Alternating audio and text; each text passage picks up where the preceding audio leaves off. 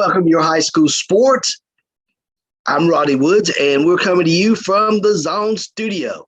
We are in week number 2 of the high school season, and I tell you what, things are going good. We're going to be out and about here in a little while. We're going to be going up to Mike Hines. He's covering the Unicoi versus Cloudon game. Mike, how are things up your way? It's Unica and Cloudon. Unica and Cloud. My fault. Yes. Well, the crowd's starting to pull in. The game's got about 12 minutes and 50 seconds before the game actually starts. So, all right. Well, I'll tell you what, you take a break there, get ready for the game, and I'm going to talk a little bit about what's going on around the Southeast before we get into your game.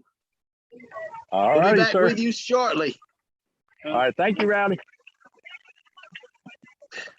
That's Mikey Hines. He is up in the great covering a game of the week tonight is Unica versus Cloudon.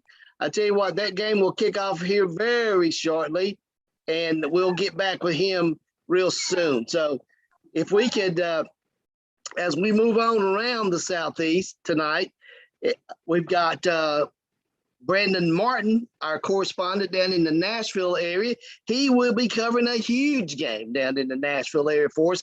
Pearl-Cohn versus MBA. That should be a barn burner, but you must stay with us because the game will start at 7 Central Time. So that means it'll be 8 o'clock our time when the game kicks off down there. If you would like to see your high school sports game of the week, it is in progress right now. It is GP Gatlinburg-Pittman versus Alcoa. It is in the first quarter, and you can see that game right here on your high school sports Facebook page. I know I just checked it out, and the score right now is 7-0 favor of the Tornadoes. So look out tonight for that game. Also, we'll be going live there to check out the action from that game with our correspondent at the game, Nathan Miranda. Nathan will be there on the sideline at that game. All kinds of action going on around the Southeast this evening. Run down some scores for you before we get started here on this night. Knox West leading Farragut 7-3. Knox Central is trailing Fulton 7-0. Knox Halls up on Morristown East 7-0. A couple of other games, like I said, we do have some COVID games that are in the books tonight. That was the first one was the West Ridge up in the Tri-Cities, their new school. They had to forfeit to Daniel Boone had to forfeit to Ridgewood, West Ridge. So COVID is going around there, and I tell you what, who else had there was a COVID win for Northview. They had a game scheduled with West Green tonight, and they had to postpone for COVID. And also, Elizabethan was taking on Ray County tonight, and it was also was canceled due to COVID restrictions. So, a lot of things going on around the Southeast. Like I said earlier, Morristown West up on Hardin Valley, 3-0. That should be a good game getting into. Some other games around the Southeast. South Fulton versus Ballard Memorial out of Kentucky scored no score right there. Chattanooga McCallie and Calhoun, Georgia, no score there. North Green visiting Caswell Wood in Virginia. They scored no score as well. Davy Crockett and Leather County Central out of Kentucky, no score there. And CAK visiting Prince Avenue Christian, that's down in Georgia. Franklin Classic, 0, and South Haven Christian. And as we move on down, no other scores to update right now. Let me just give a shout out to some of our sponsors who help make your high school sports, the Zone, possible. Those sponsors are Krispy Kreme Donuts in Sevierville on the Parkway, and his other location on Highway 66 as you come in to Sevierville, at Buddy's Barbecue right there in Sevier County too. Claybo's Express Shine Car Wash, the #1 car wash in Sevier County, serving you with 2 locations. The location on Wires Valley Road and the other location right there in Sevierville, right before you get to the Tanger Outlet Mall. Sevier County Electric helping keep the lights on around Sevier County and for all of the football games that are going on in Sevier County. Riverstone Resort and Spa, the best place to get away in Sevier County, right in the heart of Pigeon Forge. That is the Riverstone Resort and Spa. And Allowine Pottery. Robert Allowine and his family been making pottery for 30 years right here in the Great Smoky Mountains area. So, hey, we want to get out to, like I said, if you would like to see the game of the week, your high school sports game of the week, it is being played right now in Alcoa. Let's check the score. It is still at now. It's Alcoa 14 and Gatlinburg Pittman 0. That game is still in the first quarter. Science Hill and Anderson County will kick off here in a few minutes. Scott County and Cofield will kick off as well. Jefferson County and Cott County, both of those teams coming off a loss last week. Jefferson County to Sevier County and Cott County to Cherokee. So they're both trying to get a win in the winners column this year. So should be a good game. It's an old rivalry that Cott County used to play Jeff every year. And talking to Coach Dykes from Cott County, he said he was trying to get some of those schools to play that he played against. So Coach Dykes is an alma mater of Cott County. So I tell you what, that should be a really good game. Farragut over Knox West, surprise. Farragut 10, Knox West 7. Fulton 7 over Knox Central. Halls over Morristown East, 7-0. A lot of games have not started yet. Remember, all of your conference games now have been scheduled to play at 7 instead of all the non-conference game. If it's a team playing a non-conference opponent, that game starts at 7:30. But all the conference games will be played at 7 o'clock. So that's why and I remember there's another one. I'm looking down the list of our scoreboard, and another Meigs County had to forfeit to Kings Academy in a COVID game. White County had to forfeit to Warren County as well. I'm looking on down. This COVID thing, guys, is not going away. So we do not know. Chris Reddick and I talked last night on the football roundtable. We talked a little bit about what's going on with this COVID thing. We know last year the way things went, a lot of games got postponed, got canceled because of the COVID.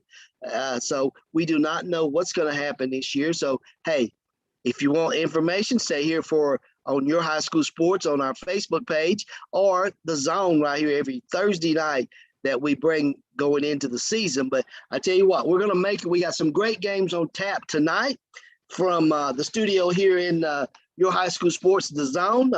Brandon Martin will be like I said, Brandon Martin, our correspondent out in the Nashville area, will be covering Pearl Cone. He told me that they have a lot of 5-star prep players from Pearl Cone, and the NBA puts out a lot of people too. So I tell you what, that should be a really good game. Unaka and Cloudon, that's where Mikey Hines is at. And GP versus Alcoa, which is our game of the week, plus Nathan Miranda will be there covering the game for us tonight. So a lot going on around the area. When we come back, we will connect with Mikey Hines. But before that, just kind of run down some more scores. A lot of scores that we give, or let's go back up and see what's going on with the Alcoa game that you can actually see on our Facebook page. It is the game of the week, your high school sports game of the week. It should be a good one. They met last year twice. They always meet twice in the season because Alcoa usually wins the conference, wins their district, and Gatlinburg Pittman always finishes runner-up or third. So they usually meet in the regular season and in the playoffs. So last year's playoff game proved to be a real good one until Alcoa just kind of does what Alcoa does. They just broke it open, and I think the score was evident at the end of the game that Alcoa is the team to beat. The parental power in East Tennessee. They have won so many state championships at Alcoa. It's too numerous to count in that county. A good one last night at Maryville. Maryville beat Powell 52-31 in the rivalry Thursday night game. Really, really good game. One of the #1 recruits in the state of Tennessee and in the nation was on display last night in that game. So, if you get a chance to go to our Facebook page, you can see some pictures of that game, courtesy of Jake Nichols, who is calling our game tonight. Jake is also a correspondent for Sports Illustrated. So we are happy to have him and Brandon Martin that covers our Nashville area. Both of those guys they represent both your high school sports and Sports Illustrated. So we like to give a shout out to those guys. A couple of scores before we go live to Mike Hines at the Unaka Cloudon game. Dobbins Bennett up on Volunteer 14-0. That's about Gatlinburg Pittman, like I said, is losing to Alcoa 14-0. West has come back. Knox West has come back on Farragut. It's 14-10 there.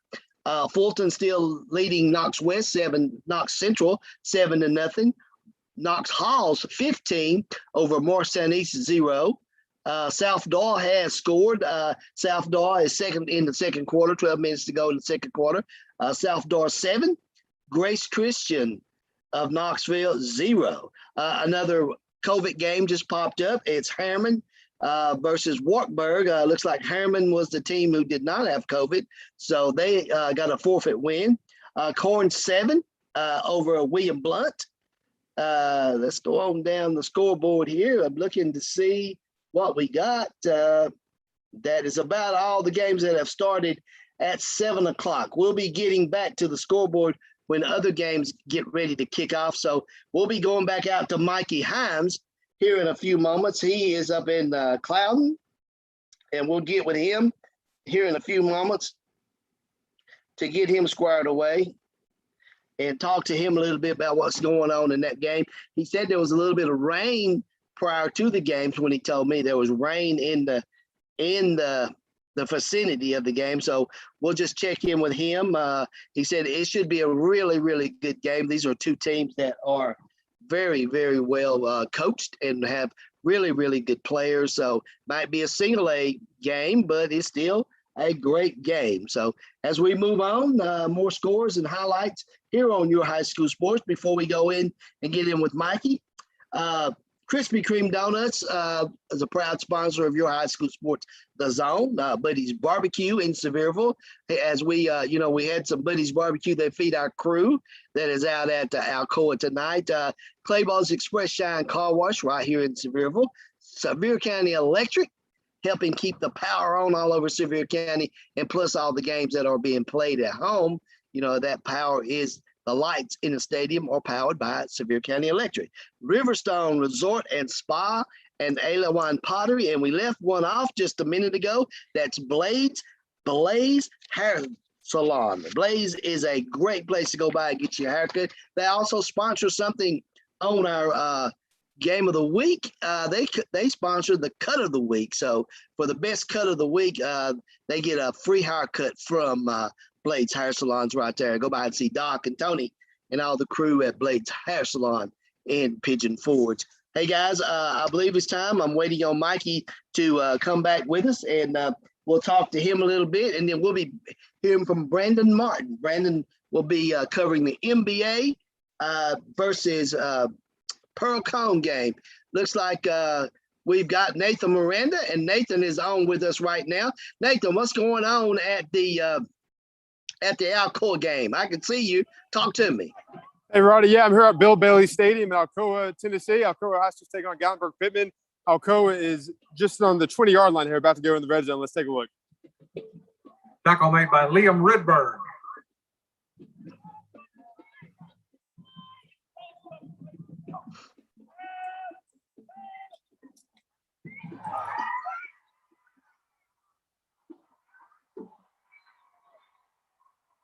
Buckle pass, daylight. All right, yeah, that's a touchdown for Alcoa. That puts Alcoa up now 20-0. That is 20 to nothing. Nathan, let me ask you a few questions before you go back to your job helping out Chris tonight. Let me ask you this. You Fans, played at please that do not stadium stand how many along the times fence. in your You are career at blocking Maryville? I the played here, I view believe, twice of in the my career. patrons behind you. Twice. Please Did you do not win? stand Did you along lose? the fence. We lost my sophomore year. We won my senior year, I blocking believe. So the fans' view from behind. Which one of those games did you go on to win the state championship? yeah, my senior year we beat Alcoa here. PAT. We went undefeated and won the state championship. Well, All right, is Nathan good. Miranda, he's out at the Out of Alcoa the hole to versus run from. Gatlinburg Pittman. You say the score is 21 to nothing. Nathan, we'll be hearing back from you real soon. Replay. Thank you. Thank you. Of Tennessee Valley over the circle. Let's go up to Mikey Hines. Mikey is out at Unaka versus Clouden. Has that game started, Mike? No, they're just getting ready to do it here in about 3 minutes and 30 seconds. Okay. Tell us about the atmosphere of the game. What's going on around that place? It's pretty good. It's about half full right now. Of course, like I said, the game hasn't just started yet. So, I mean, they're excited about this game, especially being a rivalry game and a conference game. So, I think it's going to be some really fun action tonight. Definitely. I'm excited. I've been telling the fans this game might be it might be a single A game, but there's a lot of excitement in both these teams. I know you had a chance to catch up with both the coaches. Tell us a little bit about what you heard from Unaka.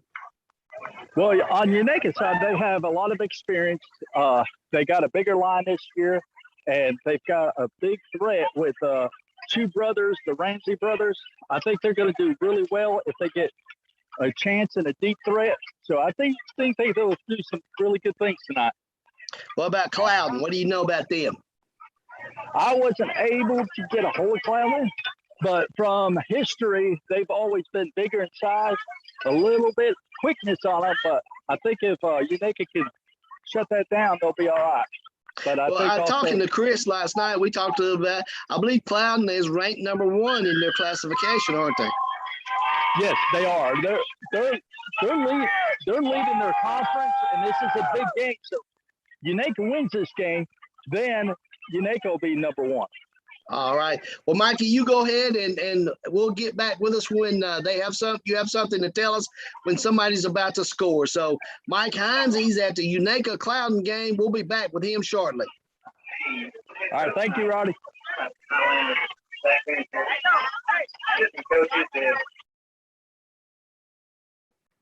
Welcome back into the Zone, your high school sports. We heard from Nathan Miranda. He's at the game that your high school sports crew is covering tonight. They're covering the GP versus Alcoa game. It is in the second quarter, and Alcoa is leading 21 to nothing. Sounds like we talked about earlier, and I know Jake had a chance to catch up with Coach Rankin this week. I think his team is kind of going on all cylinders. It's like Alcoa never skips a beat. They are getting ready. There's one major game coming up during the season for them, and that game is scheduled with Maryville. So Maryville won last night against Powell, and Alcoa is just getting ready because Alcoa is the kind of team they put me in mind of the Maryville and Alcoa put me in the mind of like Alabama does, and like some of the major colleges like Oklahoma, like Texas, like LSU. They just reload, like Clemson. They just reload with players. So what a great place to play football, as Nathan Miranda said there. Nathan is breaking in. What's going on there? Hey, Nathan. Hey, Nathan, I can see you. Talk to me. Hey, Roddy. Yeah, Alcoa just picked off a pass and returned it and fumbled it, actually. Picked up the fumble in the end zone. So they just scored again and kicked the extra point. On the jumbo. It's now 28 to nothing. 28 to nothing. Tell me about Alcoa just a little bit. Is it the typical Alcoa team? Does it look like the typical Alcoa team? Yeah, Roddy. They look like they're clicking on all cylinders, as you would expect. It looks like on offense and defense. As I mentioned, there on defense, just scored defensive touchdown. So I think it would be hard for anybody to beat them this season. Let me ask you this: Gatlinburg Pittman played Seymour last week, lost in overtime, 12 I think it was 13-14. Let me ask you, you think GP has a little hangover from last week, or is just Alcoa? That could be the case. Anytime you have a tight game like that, it's emotionally draining, of course. So, there could be a little of that, but, they're just playing a really tough opponent tonight. It's tough for anybody in 3A to hang with Alcoa. So maybe a little bit of that hangover, but I just think they have a tough battle right now. I was telling the fans who watching the zone here to switch over to you guys' game, but the game that Alcoa is looking forward to, that's the Maryville game. You played in that game a lot. Okay, what does it mean to both schools for the winner of that game? What does it mean? Yeah, it means a whole lot. I think really Waiting McAllister's kick. It's really second to the state championship game. Outside of the state championship game, that's the game you look to win every year, I think. Speaking as a Maryville player, I'm sure it's the same for the Alcoa players. Always draws a big crowd. Of course, it's a rivalry game. There's a lot of emotion. It's always a tough game, a brutal game, a hard-fought game. It means a lot to win it. It's if you lose that one game, but you win the others and win the state, it feels good. But it doesn't feel nearly as good as going undefeated and beating your crosstown rival. That's for sure. It's something about that game. I had a chance when I worked for Charter when we did the Friday Night Lights. It was kind of a thing. You just, that game is just something that is just amazing. The atmosphere. It's like going. Your dad told me that when I got to the game, he said, you better get here early because it's going to be like a college atmosphere. And it is. It is something, if you've not been to one of those games, everybody should take advantage or take a moment to check out one of those games. Hill gets the handoff. It's just something that as you as a player, I can imagine how it was leading up to the game. Yeah, no, definitely. Yeah. It's like you said, you're going to go into a hostile environment when you play on the road at Alcoa. It's going to be a packed crowd, but you kind of feed off of that energy. You like to play in front of big crowds. You like to play on a big stage. So it gives you a little more energy. And second and yeah, all week, like you said, leading up to, it's usually, I think, Spirit Week at school for those two schools. They have little competitions against the schools like that during the week leading up. Of course, practices are always, I don't want to say more uptight, but, you want to make sure that everything is fine-tuned, going into that game specifically. It's going to be a hard-fought game. So, yeah, you're just a little more attuned to every detail in practice, and you want to just perform your best, especially on that game. Definitely. All right, Nathan, I'd like to get back to the game of the week, and I know we're going to be hearing from you pretty soon, so you take care, and we'll see you shortly. All right, thanks, Ryder. We just heard from Nathan Miranda, and he's at the game of the week. And I tell you what, the things are hopping at that game. It's 28-0 favor Alcoa. They're, like Nathan said, they're clicking on all cylinders.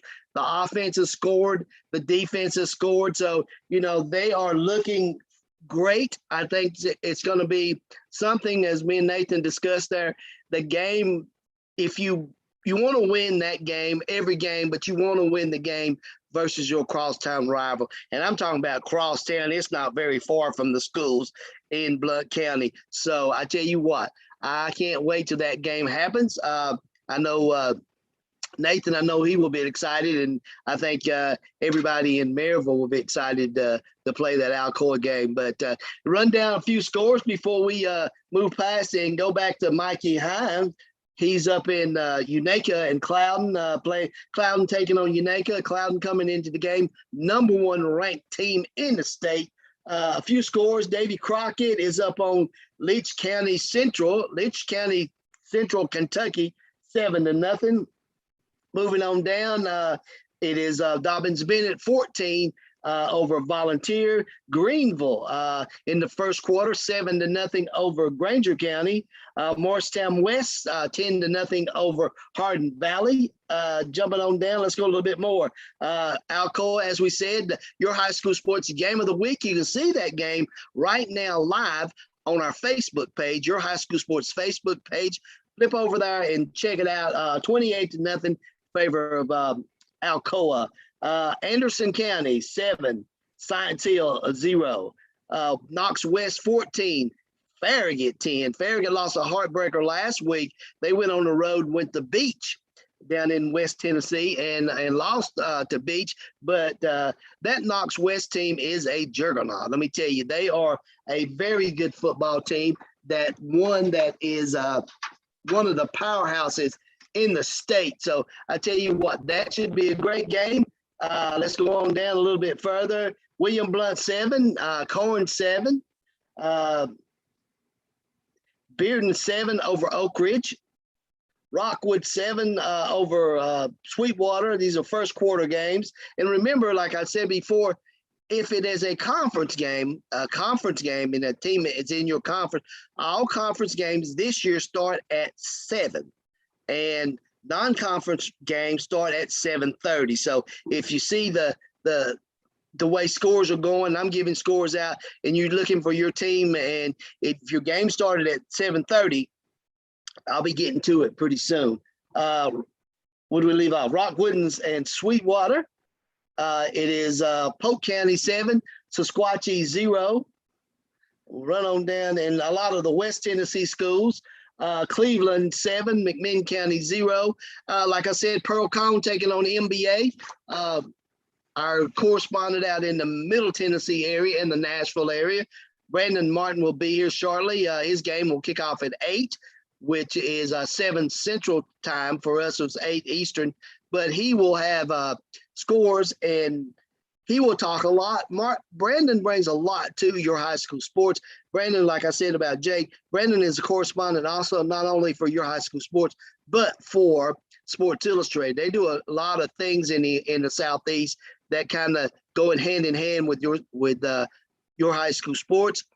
Brandon will have some information about recruiting, some of the players that are looking to maybe come to UT or maybe go to a Southeastern Conference school in your area. So that's why we are your high school sports, the source for football in the Southeast. So as we move on, let's go on down a little bit more scores. Don't get any from the Nashville or the Memphis area. So we'll hop back up here and check out what's going on around our area. So nothing so far, but I can tell you what, your high school sports, the Zone, is sponsored by some great people. Krispy Kreme Donuts on the Parkway in Pigeon Forge and on Highway 66 in Sevierville. Stop by before the game or after the game and pick up a couple dozen of those delicious Krispy Kreme Donuts. Buddy's Barbecue. Stop by the Buddy's Barbecue in your area. Hey, Nathan Miranda is on the line with us. Nathan, what's going on? What's the score now? 19-6. Go ahead, Nathan. I can hear you. I can see you. Yeah, hey, Roddy. Yeah, Gallenberg Pittman was just on their own 10-yard line, had a running play kind of off tackle, and Alcoa, they fumbled the ball. Alcoa picked it up and ran into the end zone, and they're kicking the extra point right now. So that puts them up 35-0 now. Oh, 35-0. So Gallenberg Pittman was about to score. No, they were on their own 10-yard line. Oh, their own 10-yard line. Their own 10, yeah. On their own 10-yard, backed up on their 10-yard line. Alcoa picked it up and covered in the end zone, so it's 35-0 favor Alcoa. Is it, Nathan? Let me ask you: is Alcoa's defense? Is it just a juggernaut that GP cannot move the football? It certainly looks that way if you just look at the scoreboard. 2 defensive touchdowns now. But actually, the first drive of the game, GP, they moved it pretty well, actually. There were some penalties that Alcoa had on defense, but Pittman was really moving the ball pretty well. That drive stalled. So I think they've shown that they can move the ball a little bit. It's just a matter of, not making those mistakes. They had some penalties. They fumbled it here through the interception. So I think if they can clean up those mistakes, they'll have a little bit of success on offense. But when you play in Alcoa, you can't beat yourself, right? No, you cannot beat yourself. You've got to play a sound football game, and you got to take mistakes, if Alcoa makes any mistakes, and go that way. So Nathan, 35-0 at your place. We're gonna check in with Mikey up in Unaka. We'll talk to you soon. All right, thanks. All right. Hey, Riley, how are you? Hey, Mikey, what's going on at Unaka and Clouden? Cloudland's pushing to score. They're at looks like a 12-yard line somewhere in there. Okay. Let's watch a little bit of the action from Unaka and Clouden. Clouden, the number 1 ranked team in the state, taking on Unaka.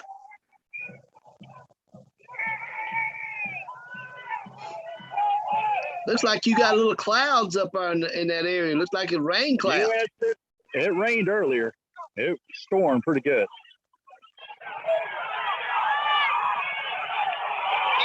Looks like Cloudland just scored. Touchdown, Cloudon. I tell you what, Mikey, it looks like it's going to be a very good game up there in your neck of the woods. So we'll stay with you for the extra point, and then we'll check back in with you in a little while. All right. Thank you, Roddy.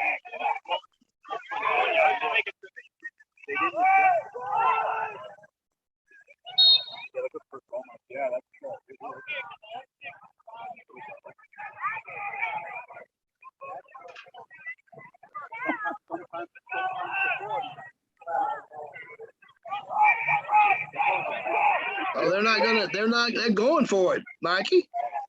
Yeah, they're going for 2 point. 2 point, looks like. Yeah.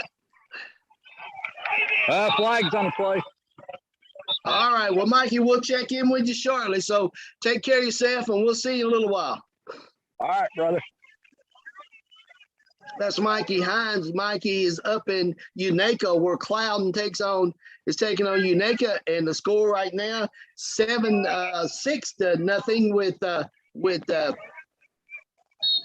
right now with a 6-0 score, and looks like Unaka Cloudon is getting ready to score again. So to try to get the extra point. So as we move forward and get everything back together here on your high school sports, the Zone.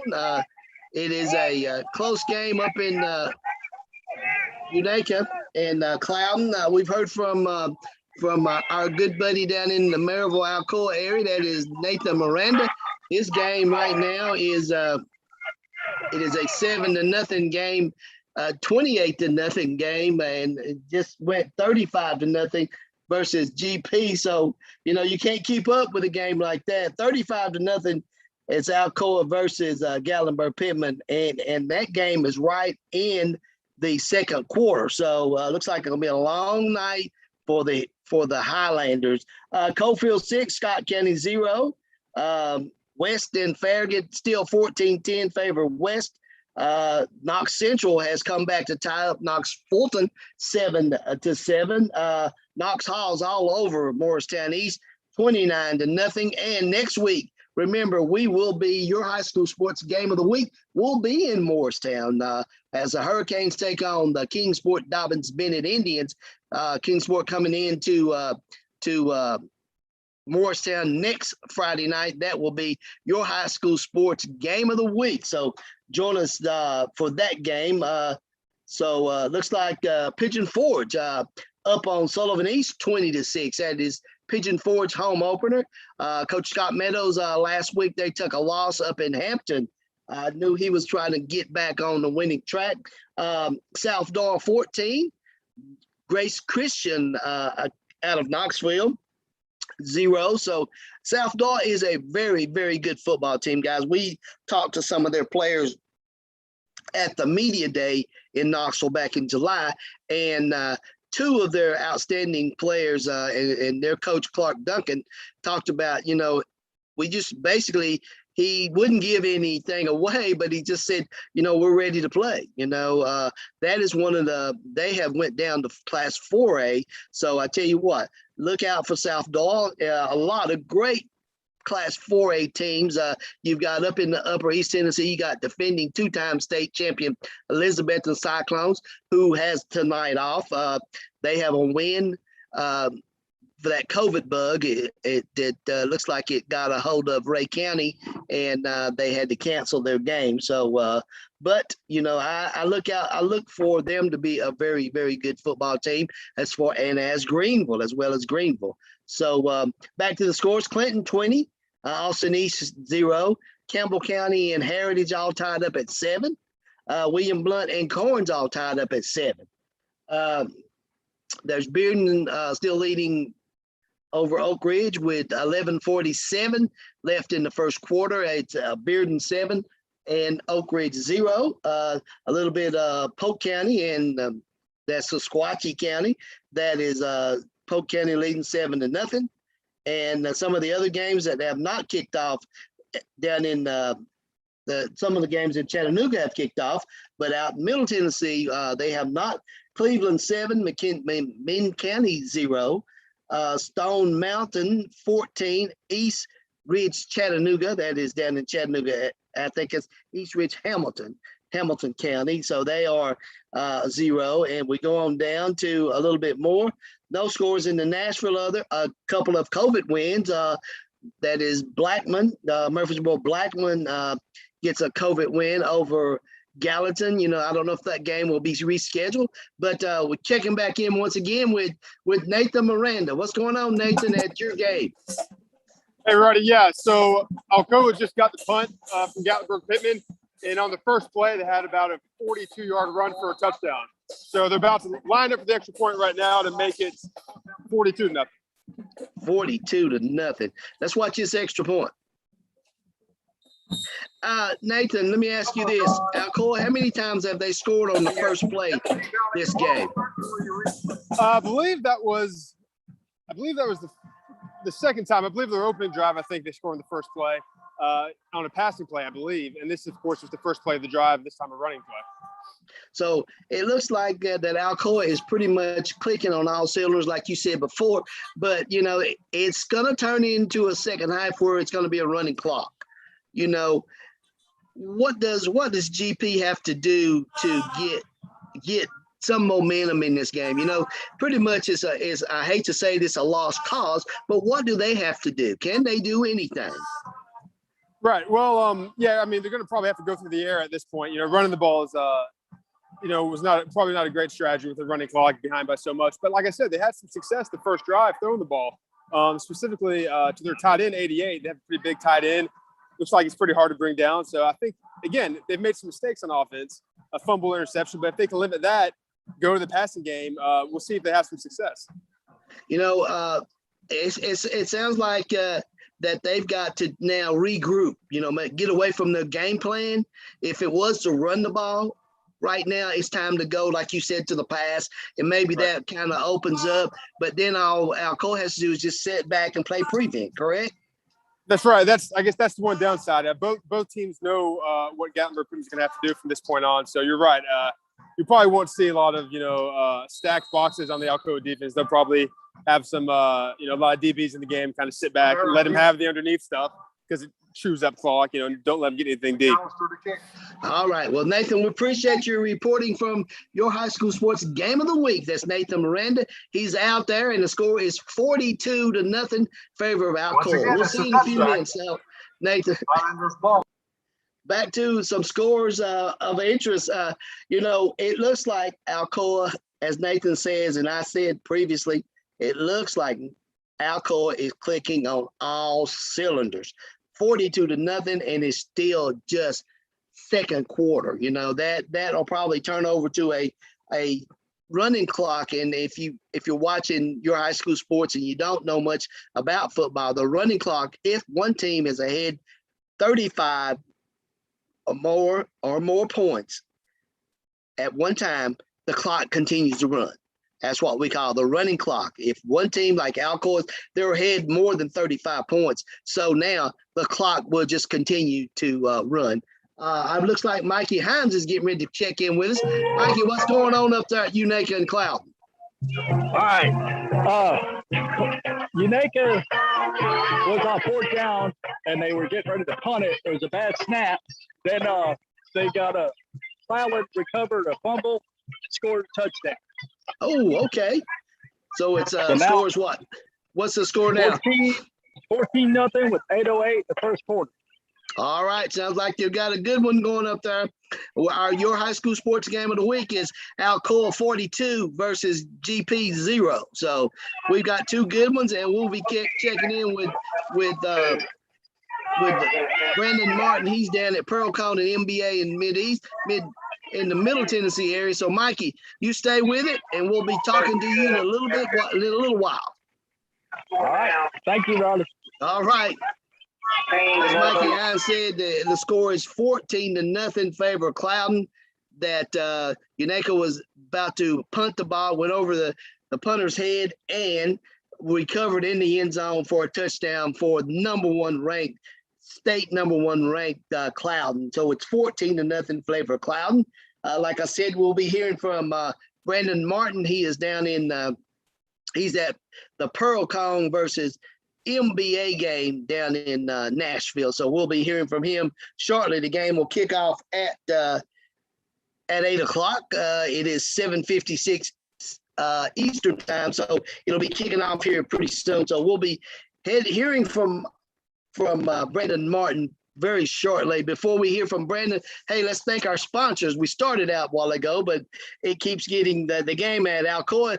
You know, if you see, if you know what the zone is all about, we only talk about what's happening during the scoring period of the zone. You know, when a team gets down in the red zone, as we call it, or the zone here on Your High School Sports, we'll click to that game and you will see touchdowns live, or you will see something happening live.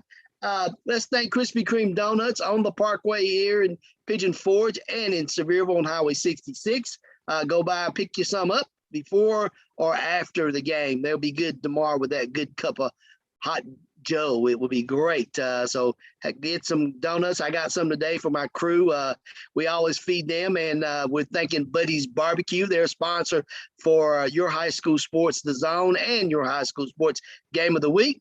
Buddy's is feeding our crew down at Alcoa. It'll be a lot of great food to be eaten down there tonight, plus some Krispy Kreme donuts to go along with it. Go by Claybo's Express Shine Car Wash in Sevierville. 2 locations. The original location on Wires Valley Road, and the new location right there in Sevierville on the Parkway. So make sure and if you're looking for a great place to stay while you're in Sevier County, or if you're coming to our great Smoky Mountains region, give a call out to Riverstone Resort. What's going on now, Mr. Nathan? Let's score again. Nathan, I'm here. I can see you. Talk to me. Hey, Ruddy. Yeah, Alcoa just had I believe it was a 56-yard run for a touchdown. They're lined up for the extra point right now to make the score 49-0. 49-0. It's about 6 minutes, 57 seconds left in the half. Let me ask you something. Has Coach Rankin started putting in his second and third teamers now? You know, Alcoa don't have that many players.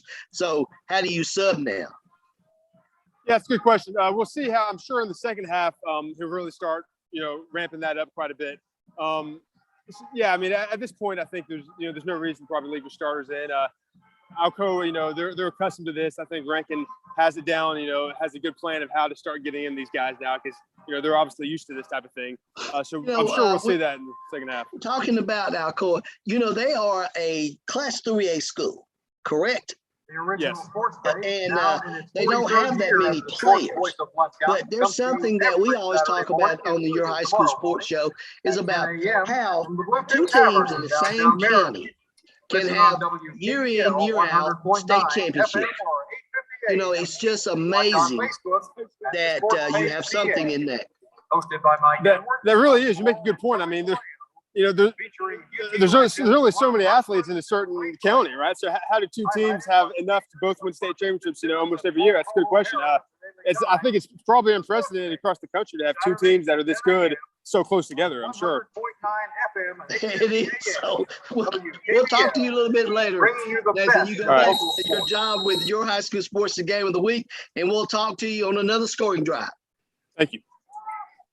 Little bit of scoring update for right here on Your High School Sports, the Zone. Welcome in. I'm your host, Roddy Woods. And right now we've got some scores. Stone Mountain 21 to 0 over East Ridge. Cleveland 7, McMinn County 0. Top back up to the top here. Loudon 15, Lenore City, the Battle of the Bridges. Loudon 15, Lenore City 0. William Blunt and Corns all tied up at 7. Clinton 20, Austin East 0. Austin East a brand new coach at Austin East, so he's learning the KIL, the Knoxville Football League. It is different from wherever you've been. If you've never been in this part of the region of football, Knoxville is a hotbed. Campbell County 7, Heritage 7. Pigeon Forge 20 over Sullivan East. South Dawes 14, Grace Christian 7. Pop on up here. Knox Halls is all over Morristown East, 36-0 with 7:57 to go in the second quarter. Central and Fulton all tied up at 7. West on top of Farragut now 21-10 in the second quarter. Jefferson County on top of Cott County 19-0. That's in the first quarter. Coalfield 14, Scott 0. Anderson County 14 over Science Hill 0. And your high school sports game of the week, which Nathan Miranda has been talking to us here on the zone.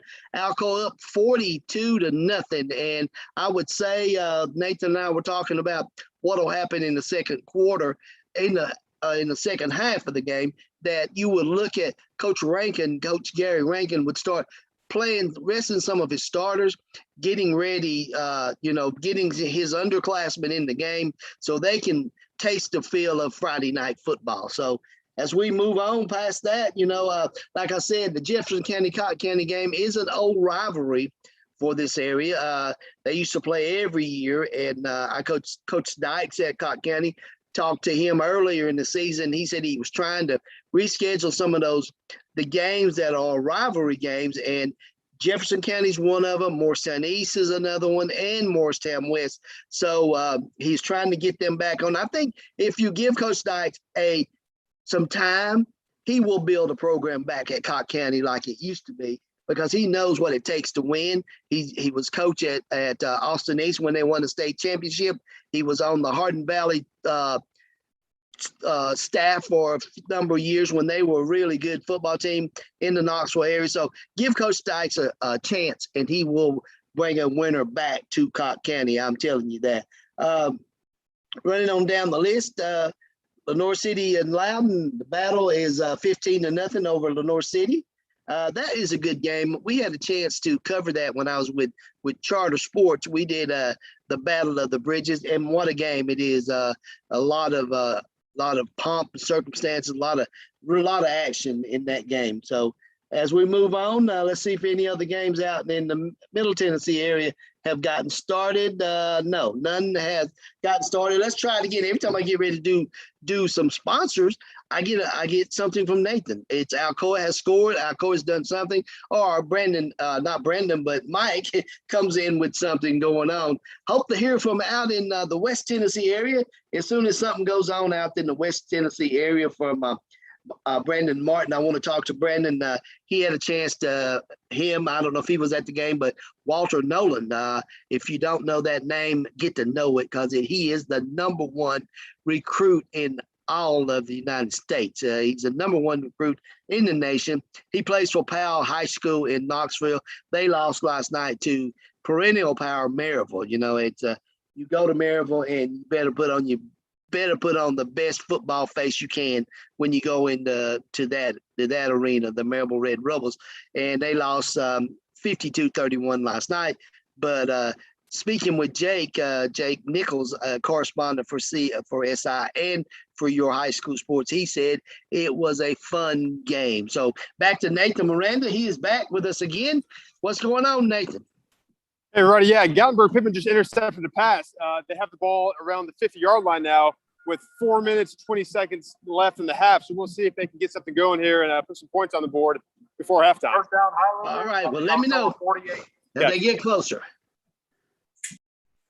As we heard from Nathan Miranda, he is covering the game for us at your high school sports game of the week that you can see right now on our Facebook page, your high school sports Facebook page. It is Alcoa 42 and Gatlinburg-Pittman 0, but they just intercepted the pass. Gatlinburg-Pittman did, and they're at midfield, so hopefully they'll get something going here in a few moments and try to get things you need to get some momentum. You got to score.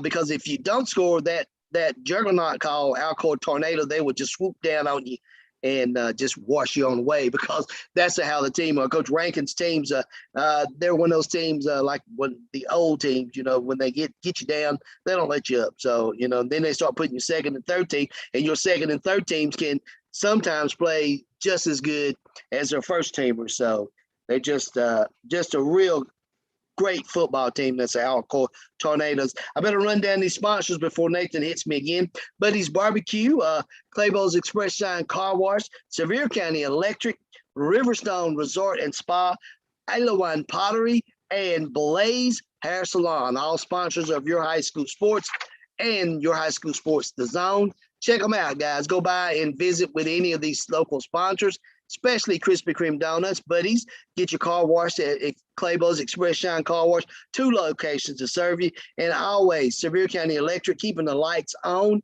here in Sevier County and at every one of the high school games tonight being played here in Sevier County. Alewan Pottery, Robert is all about family with Alewan Pottery. All of his kids, his grandkids, everybody is in the pottery business. You can go out there and just check him out sometimes. And I was in there today, and he was just making some pot. It's just like it's an art to see him take a piece of clay and put it on the wheel. In the next 10 minutes, it's a pot or it is a cup. It is something that is an art. So if you have a chance to go by Alewan Pottery out in the Glades community in Gatlinburg, it is Robert and his family has been making pottery for 30 years. So go out and visit with him. He'll give, especially, I like to go when it's winter time. He has this huge fireplace in his,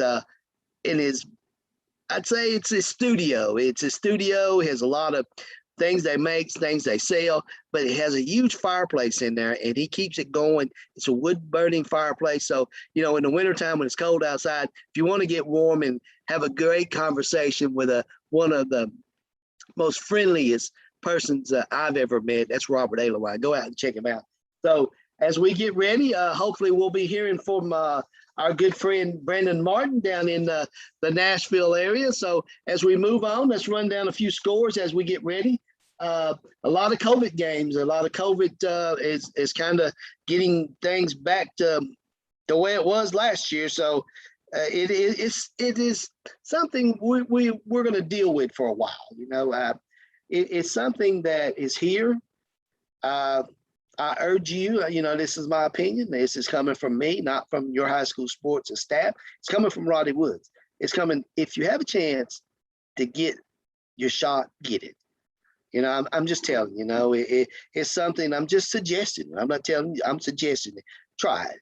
I think it would be something that you really are helping your country. A lot of people out there don't think it's helping, but it does. Come on, guys, go do it. And I think you'll be better off for it.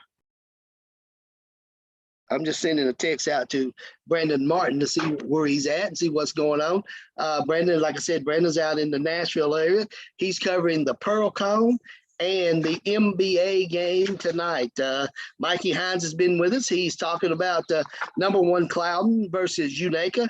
And we've heard many times from our correspondent at the game tonight, Your High School Sports Game of the Week, Nathan Miranda. He is out there getting things together for us. He's had more fun with us than he has with his crew tonight. The score right now is, if we go, as 49-0 favor of Alcoa. Couple of updates. Anderson County 14, Science Hill 0. Science Hill 7, excuse me. Anderson County, a great football powerhouse. The Mavericks down in Anderson County, 14-7 over Science Hill. Coalfield 14, Scott County Zip. Jefferson County 19, Cott County 7.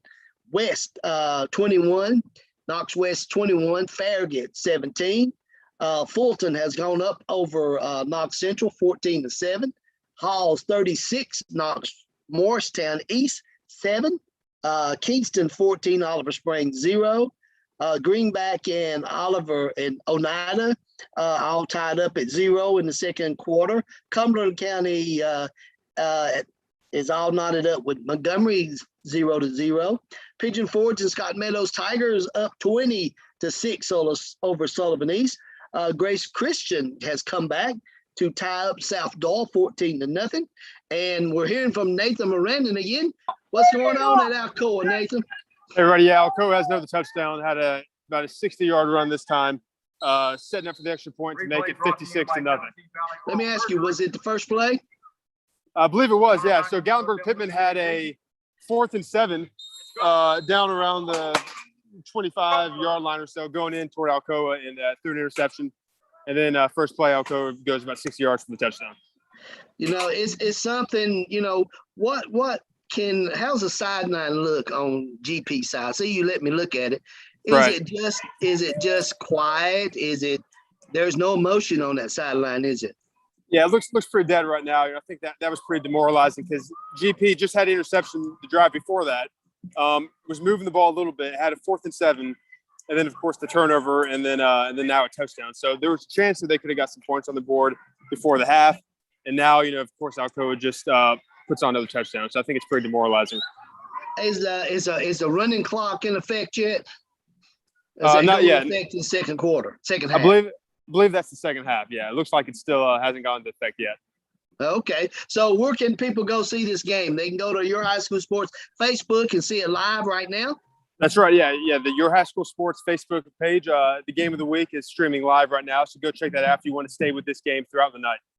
All right, so getting ready, it's almost halftime. We'll be checking back in at that game at halftime with Jake and Chris. They'll give us a little rundown on things. But Nathan, we appreciate all that you're doing tonight, and stick with it, my friend. We'll talk to you in a little bit.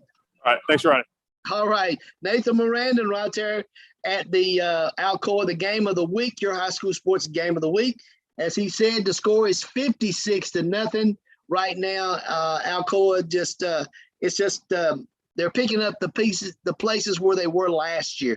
They're just taking things in stride and moving forward as they always do. The Tornadoes is kind of somber sideline. We saw some of the sideline from GP. You know, the things about what's going on is Alcoa is just a stronger football team. You know, they know what to do. Coach Gary Rankin always feels a great product. So, you know, it's about halftime at that game. We hadn't heard from Mikey lately, the Unaka versus Cloudon game. Don't know what's going on there. Last score was 14-0 up there. Go run down some scores right quick. Cofield 0, Cofield 14, Scott County zip, Jefferson County 19, Cott County nothing. Knox West 21, Farragut 17. Knox West won a good game last year, opening week against Bearden. A great game. They were up on Farragut 21-17. Fulton knocks Fulton 14. A scoring update from Jefferson County, Cott County coming up just a second. That is Fulton 14, Knox Central 7. Knox Halls is 36. And Morristown East 0. Kingston 14, Oliver Springs 0. Scott Meadows team, Pigeon Forge Tigers still up 20-6. Grace Christian and South Door all tied up at 14. So Grace Christian, a great school, great football powerhouse. Grace Christian. And South Dog, they put a great program together. And Clark Duncan's team is fielding some very good athletes down at South Dog. They will be one of the teams to beat in the Class 4A this year. So as we move on, as Campbell County 14, Heritage 7, Clinton 32, Austin East 0. Coffee County and Tullahoma is postponed tonight. Don't know if that is a COVID related or what's going on. It may be a rain delay. Corns 19, William Blunt 7, Lenore City losing to Loudon 15-0. McMinn Central 3, Tellico Plains 0, Bearden 7, Oak Ridge 0, Polk County 7. That is Polk County 7, Sequatchie 0. Rockwood 14, Sweetwater 0, Chattanooga Tyner 30 over Grundy County. And now we're hearing from Mikey Hines. Let's talk, Mikey. What's going on up there in your neck of the woods? Well, it's 16-0, 58 seconds to go, and Pilot's getting ready to score again. Okay. Work with it, Mikey. You'll get it. I got it. You got it. I'm still looking at you. I don't can't see the scoreboard. Okay, there we go. There we go, 16-0, favor of Cloudon.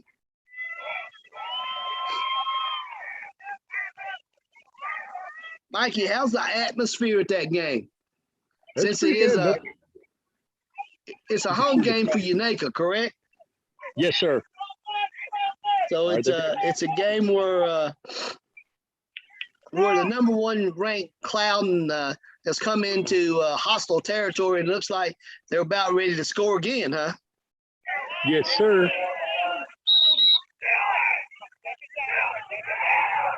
I think they're Looks like they're they're right on the around clock, about the 5-yard line. That's what I was thinking. Mikey, while I've got you here for a second, what do you think about all these games getting canceled by the COVID bug? It's bad luck for a lot of teams because some of them were on a pretty good momentum going into this week. You take, especially, like Elizabeth and James Boone, they were excited about that game.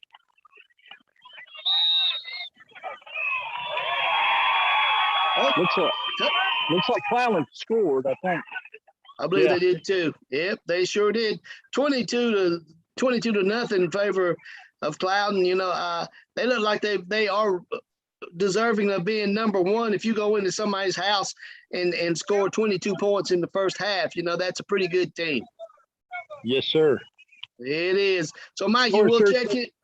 Well, There's that back to what mental. we were talking about, the COVID game, you got canceled for both your COVID games tonight. You got canceled for Ray County visiting Elizabethton and West Ridge versus Daniel Boone. Yes, sir. Going for 2. They didn't get the 2. They didn't get to 2 that time. So, No. Mikey, before I let you go, it has been something with this COVID. Chris and I had a talk about it last night. It is something that we dealt with last year. It is something that we're probably going to deal with from now on. That it's going to be like that, but hopefully, it doesn't affect football as much as it could, like it did last year. Right, exactly. I mean, it seems. You're still going to have games here and there that are going to be canceled, but hopefully for the most part they can make those games up instead of with the NFL, if the players have COVID, they actually forfeit that game. From my understanding, it does. I'm going over some scores tonight, and there's quite a few teams. That have given up that win. Because if you post it, it's if you declare you're COVID, your team has COVID, that's a forfeit for you. So like Elizabethton gets a win tonight, not unless they can reschedule it down the road somewhere. I think they reschedule it for October 8th, I believe. That's Elizabethton's rescheduled for Ray County. Yeah. So, hey, we'll get with you a little bit later. I'm trying to get with Brandon Martin now. All right. He's down in the Middle Tennessee area. You stay dry. Looks like you're a little wet up there. Just a little bit. Just a tiny bit. We'll talk to you in a few. All right. Talking to Brandon Martin, 22, talking to Mikey Hines. He's at Unaka versus Cloudon. Number one, Cloudon is up on Unaka, 22 to nothing right now. As we continue to get things going, we're working on trying to get Brandon Martin on with us. He is at the NBA game. It is Pearl Cone has just scored, and Brandon Brown has run a touchdown for 7-0 favor Pearl Cone. So working on trying to get him logged in with us, and we'll get him on soon. We're working on him getting him here with us, because that is a good game that we'd like to get more information about.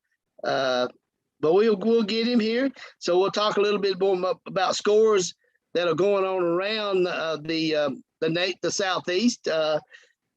Bearden 7, Oak Ridge nothing. Rockwood 21, Sweetwater's nothing. Tyner 30, Chattanooga 30 over Grundy County 0. A lot of scores things are kicking off down in the Middle Tennessee area. Some great games. Cleveland 7, McMinn County 0. Stone Mountain 21, East Ridge is 0. Walker Valley 3, Bradley Central 3. Marion County 7, Westmoreland 0. Then we get on down a couple of COVID games. Blackman and Gallatin was canceled. White House 7 over Greenbrier. Hunt Lane had to cancel their game with Whitwell. Lawrence County 6, Laredo 0, and then the rest of them are another COVID game canceled. That is Wayne County over Summertown. You know, this thing called COVID, you know, it's for real. So it is something that we really got to take serious, guys. Fayetteville 7, Lewis County 0. Another COVID game, Summit and Spring Hill canceled over COVID. There's so many of them. So East Hamilton 7, Portland Zip, Crockett County 7, Ripley 0. And as we go forth and get ready to hear hopefully from Brandon Martin here pretty soon at that Pearl Cone NBA game, because we'd definitely like to see a little highlights from that. Back to the top, Davy Crockett 14, Litch County Central, it is up in Kentucky, 0. Crockett always puts on a really good football team. They have a really good stable of athletes up there in that's Washington County, and that's where Science Hill and up in that area. So a lot of good football come out of that area as well. So Union County 12, Claiborne 0.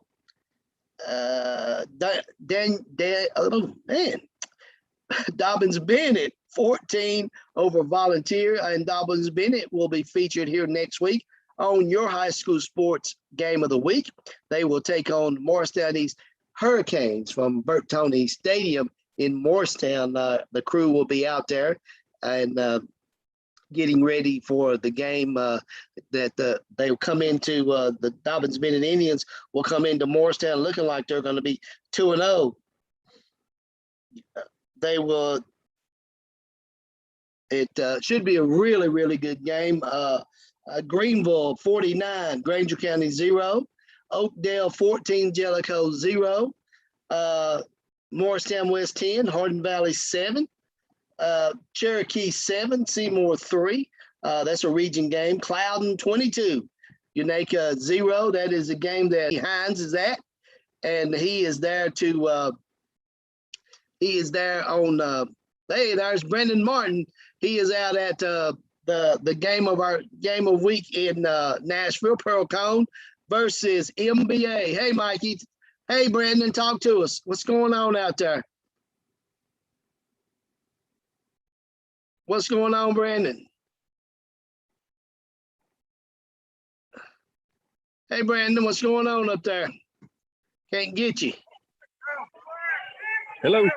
Hey, Mikey. What's happening up in your neck of the woods? Okay, the Ramsey kid for Unaka, it was quick pass. He scored, and now for Unaka, and then now they just got a 2-point conversion for another, so it's 8-22 now. All right, Mikey, we'll be back with you in a moment. Let's go out to Brandon Martin. Brandon. Hey, Brandon. Let's talk to Brandon Martin. Hey, Roddy, we're out here at the Pearl Cone and NBA game in Nashville. Yes. Right now it is 7-0. From the 32-yard line. 30-yard run by Barryon Brown on their first possession of the game. They forced NBA to punt twice. Right now, just got a fumble. NBA's got it. So NBA just comes up with a turnover, deep in Pearl Cone territory. So it looks like the Big Red may be right back in this thing. Marcel Reed is one of the guys who's here to watch for NBA. He's a four-star quarterback. He's a junior, class of 2023. He's going to get a chance to equalize things with Pearl Cone here. I'm going to jump off on the other end of the field. I'll be right back.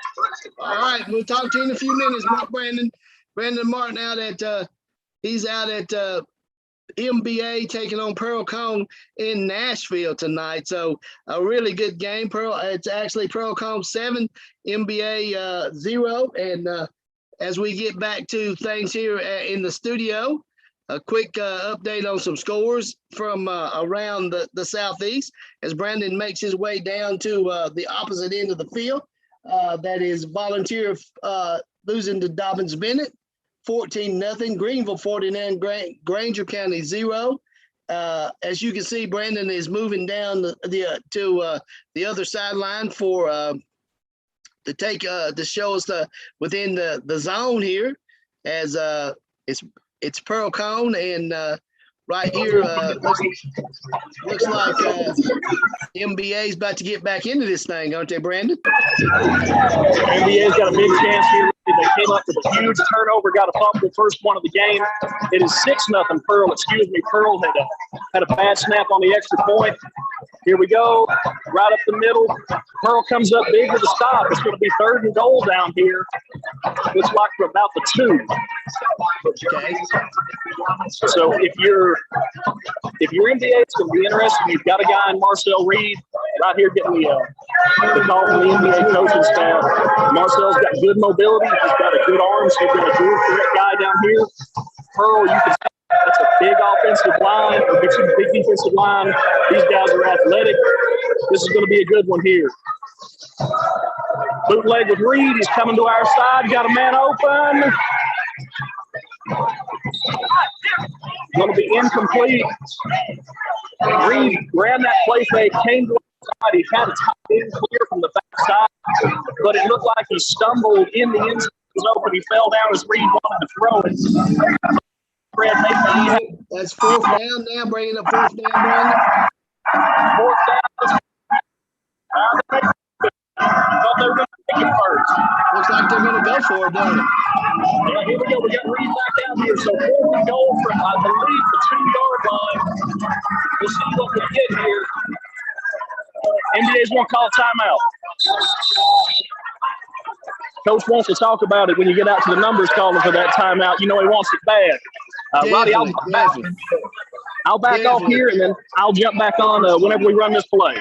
All right, Brandon. I appreciate Brandon Martin. He is in at NBA versus Pearl Cone. Right now, Pearl Cone 6, NBA nothing, and with NBA knocking on the doorstep right here on Your High School Sports the Zone. It's good to hear from Brandon. He's right here. He is a correspondent, like I said, from Your High School Sports and as well as Sports Illustrated. So taking on what a great game he is at tonight. A lot of players that are highly recruited 4-star and 5-star players in this game, especially for Brandon Brown, the kid, the running back for Pearl Cone, a 5-star prep player from Pearl Cone. Running down some scores right now. Greenville is up 56-0 over Granger County. Let's go back to action from Pearl Cone NBA. Here we go, Roddy. We got 4th and goal right here. NBA's gone in for the timeout to talk about it. They've gone back into the shotgun, so we'll see what they decide to do with Marcel Reed here. Snap. Reed's going to run to his left. He's in. I thought he was in. Is he in? No signal yet. No. Still no signal. First down, Pearl Cone. Pearl gets the stop on their own goal line. I thought Reed was in, but it looks like they're marking him just inches short. So Pearl Cone comes up with a big stop. Now they've got to execute this offense cleanly. So far, the star of the show has been Barryon Brown for Pearl Cone. Plays wide receiver. They've used him to running back up. He had a 30-yard touchdown earlier. So he's the one to keep an eye on right now with the Flyers. We'll check back in later, Roddy. All right, thanks, Brandon. We'll talk to you a little bit later, Brandon.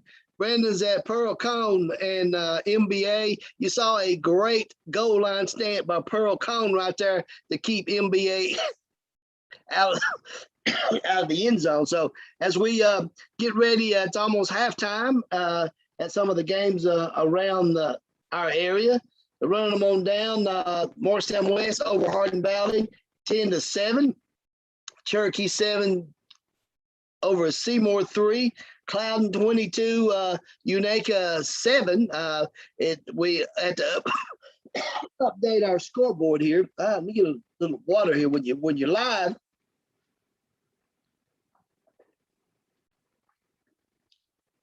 You know, we got a lot going on here.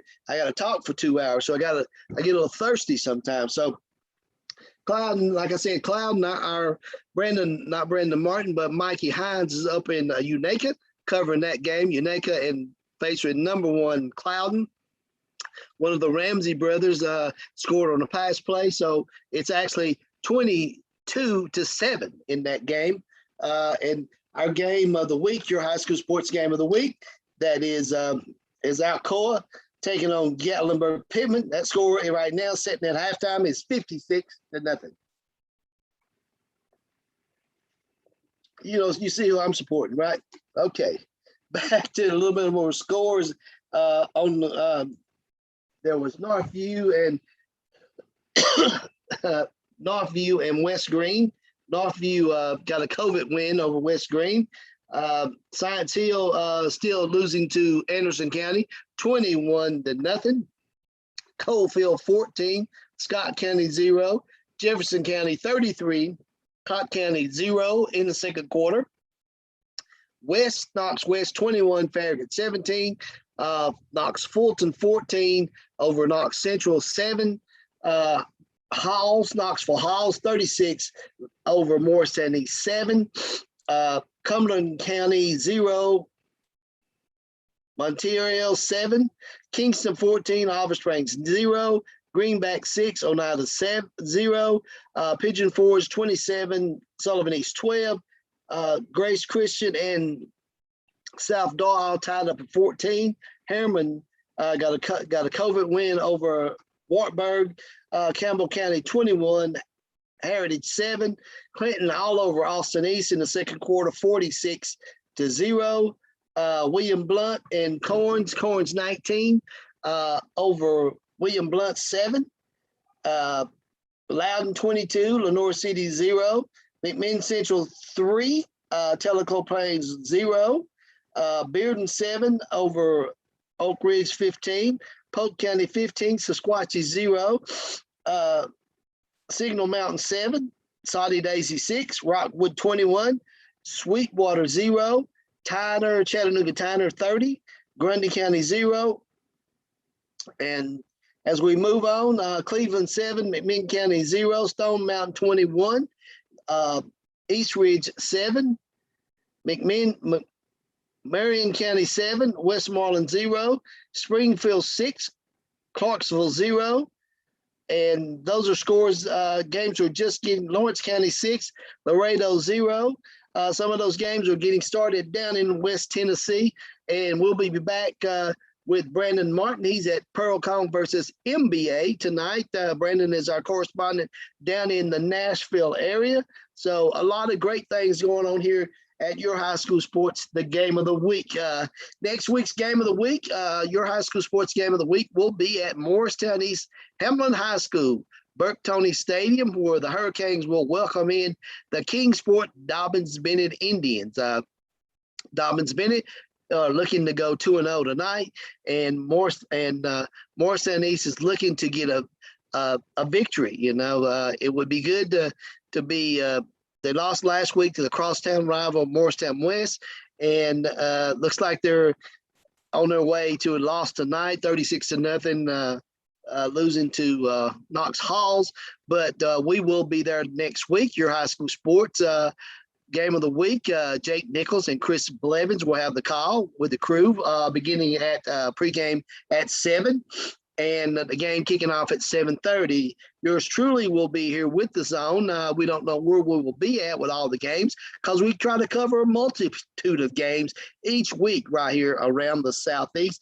But we will post that on our Facebook page probably on Wednesday of next week. We'll let you know where we will be at here on the Zone. We try to give you a real good coverage of the Southeast. Like I said, Brandon Martin will cover the Nashville, and he covers a lot more for your high school sports, the Zone.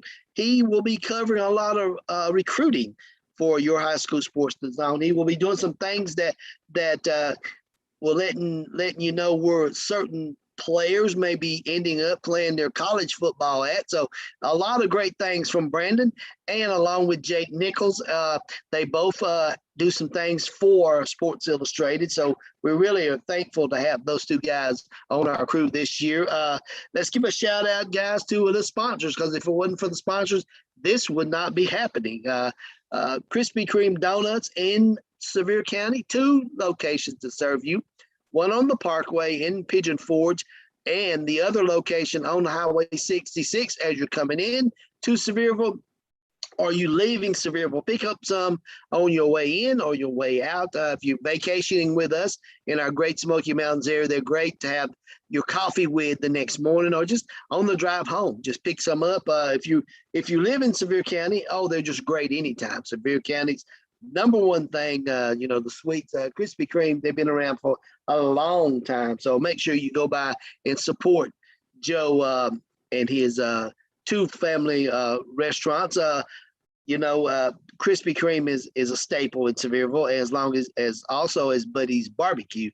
Buddy's feeds our crew every Friday night. They feed everyone. They feed the crew here on the zone. They feed the crew that covers your high school sports game of the week. The guys had barbecue tonight, and they're enjoying every bit of it because their game is a 56-0 blowout in Alcoa over the GP Highlanders. Claybo's Express Shine Car Wash, Sevier County Electric, Riverstone Resort and Spa, and Alawine Pottery, and Blades Hair Salon, all sponsors of the Zone right here on your high school sports.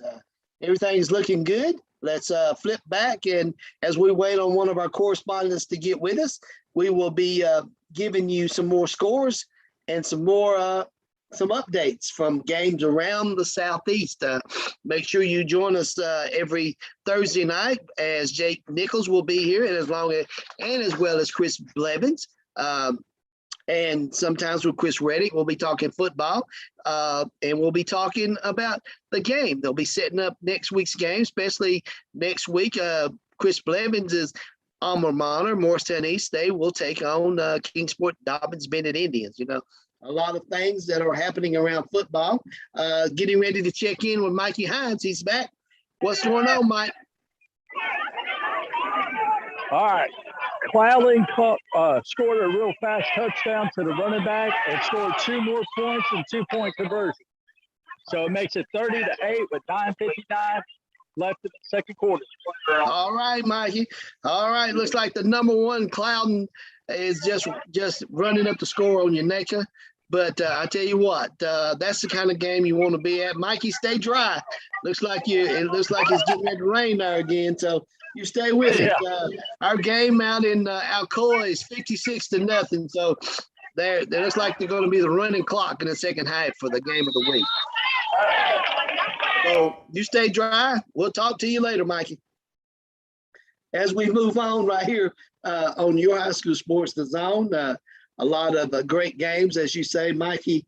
He is up there in Unaka, and right now it's 30-8 versus Cloudon over Unaka. Number 1 ranked Cloudon, a really, really good football team in the Class A. Unicoi County 37. They're all over Cosby, 37-0. A lot of great games going on. As we said, at the half is Gatlinburg Pittman 56. Alcoa 56. I'd say Gatlinburg Pittman wish it was 56, but it's Alcoa 56, Gatlinburg Pittman 0. Anderson County 21. Looks like Coach Carter and his Science Hilltoppers are making a valiant effort there. It's 21-14 favor of Anderson County with 2 minutes and 17 seconds left in the second half. Coalfield 14, Scott County 0. Jefferson County 39 over Cott County in the second quarter. Cott County 0. Coach Scotty Dykes is trying to get a win for his program. They lost last week over in Cherokee, and Jefferson County took a loss last week to Sevier County. So we look like we're trying to get everything together. but that's going to be a hard road. Coach Dyke says he'll build that program. Give him time. Farragut over Knox West now in the third quarter. Farragut 21-24. Knox West 21. What a game! That is one of the games that I like to be at. To some of the old coaches, Coach Eddie Courtney from Farragut and Lamar Brown from Knox West, two coaches that have a lot of history between them. The history goes back to when Lamar Brown was at Morristown West as a coach. Had some good football teams at Morristown West, but he's moved on to Knox West, and one of the perennial powers in Class 5A is Knox West. Brandon Martin is coming back with us as we get ready to go to Brandon. Brandon, what's going on out there in your neck of the woods? Hey, we're going to turn around here. Pearl had a drive going, got stopped on 4th and 1 at about their own 45. Marcel Reed broke a long run for the Big Red, had a nice pass down here. NBA just picked up a first down at about the 15-yard line, trying to go in here, trying to see if they can score here. So Reed's under center. We'll see what we get here. Going to give to his back right up the middle. Going to be down to about the 7-yard line of Pearl. That's a nice pickup on first down. Now, this is two teams. It's really interesting here. You got a team in Pearl that plays 3A. Most of these guys play both ways. Most of these guys play all night. They're one of the best conditioned teams in the state. And then NBA, you have so much depth on this team. You got guys that are specialized out. You've got so much depth. It's really an interesting meeting every time these two get together. Second and short for NBA. Reed takes a snap, hands off the middle, touchdown NBA. We got a tie ball game with an extra point coming. So the Big Red score on a run right up the middle. They needed that answer badly. We've got 5 minutes and 47 seconds left to play here in the half. We'll see if NBA can go ahead on the extra point here, and we'll get it back to you.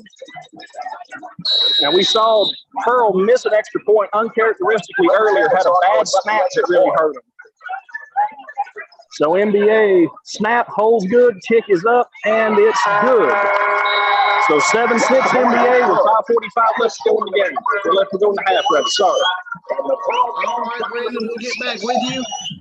Sounds like you've got a great game going on out there at NBA, so we'll be back with you just in a moment. I'm going to check in with Nathan Miranda here. Nathan, take it away. What's going on at your place? Hey, Roddy, yeah, Gatlinburg Pittman's here inside the red zone, opening drive of the second half, and trying to punch it in for the first points of the day.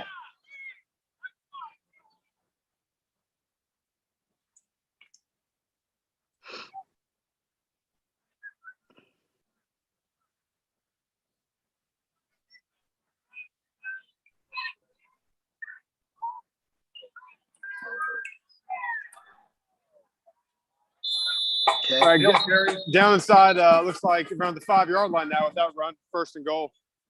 What down is it, Nathan? This should be first down now. Oh, they have a penalty. They got a first down. Well, it looks like there's a penalty now, so we have to say maybe coming back. The marker on the field.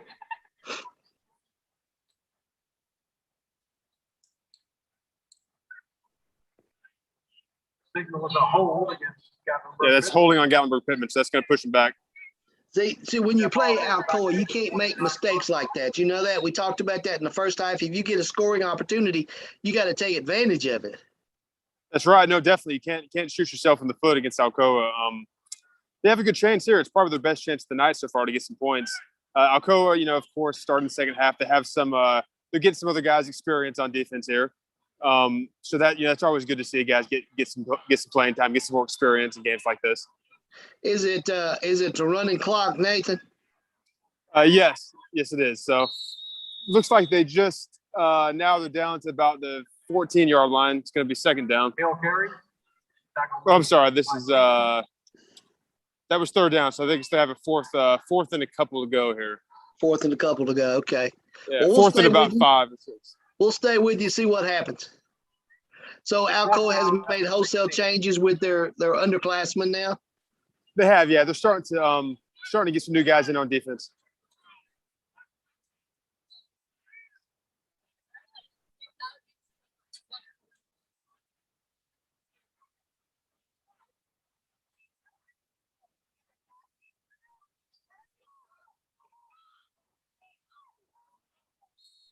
It's going to be close. Let's see where they spot it. Mm-hmm.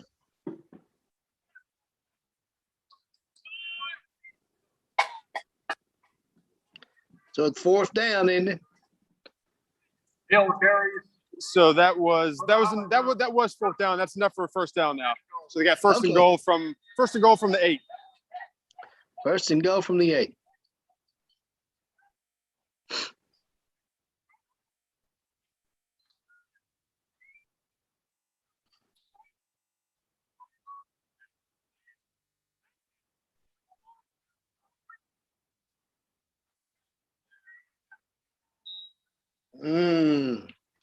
Second down. I wonder what the incentive is for the players out on the field now for Alcoa to keep GP from scoring. Well, of course, like we talked about here, there's they got some new defensive players. So I think anytime you're a younger player, a less experienced player, you obviously want to show what you got when you get your chance. So I think there's a lot of incentive. There's a lot of incentive for these individual players, definitely.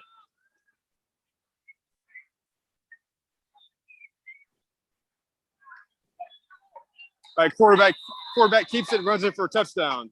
Oh, all right. Well, that's good. That's good for GP. You've got to have something.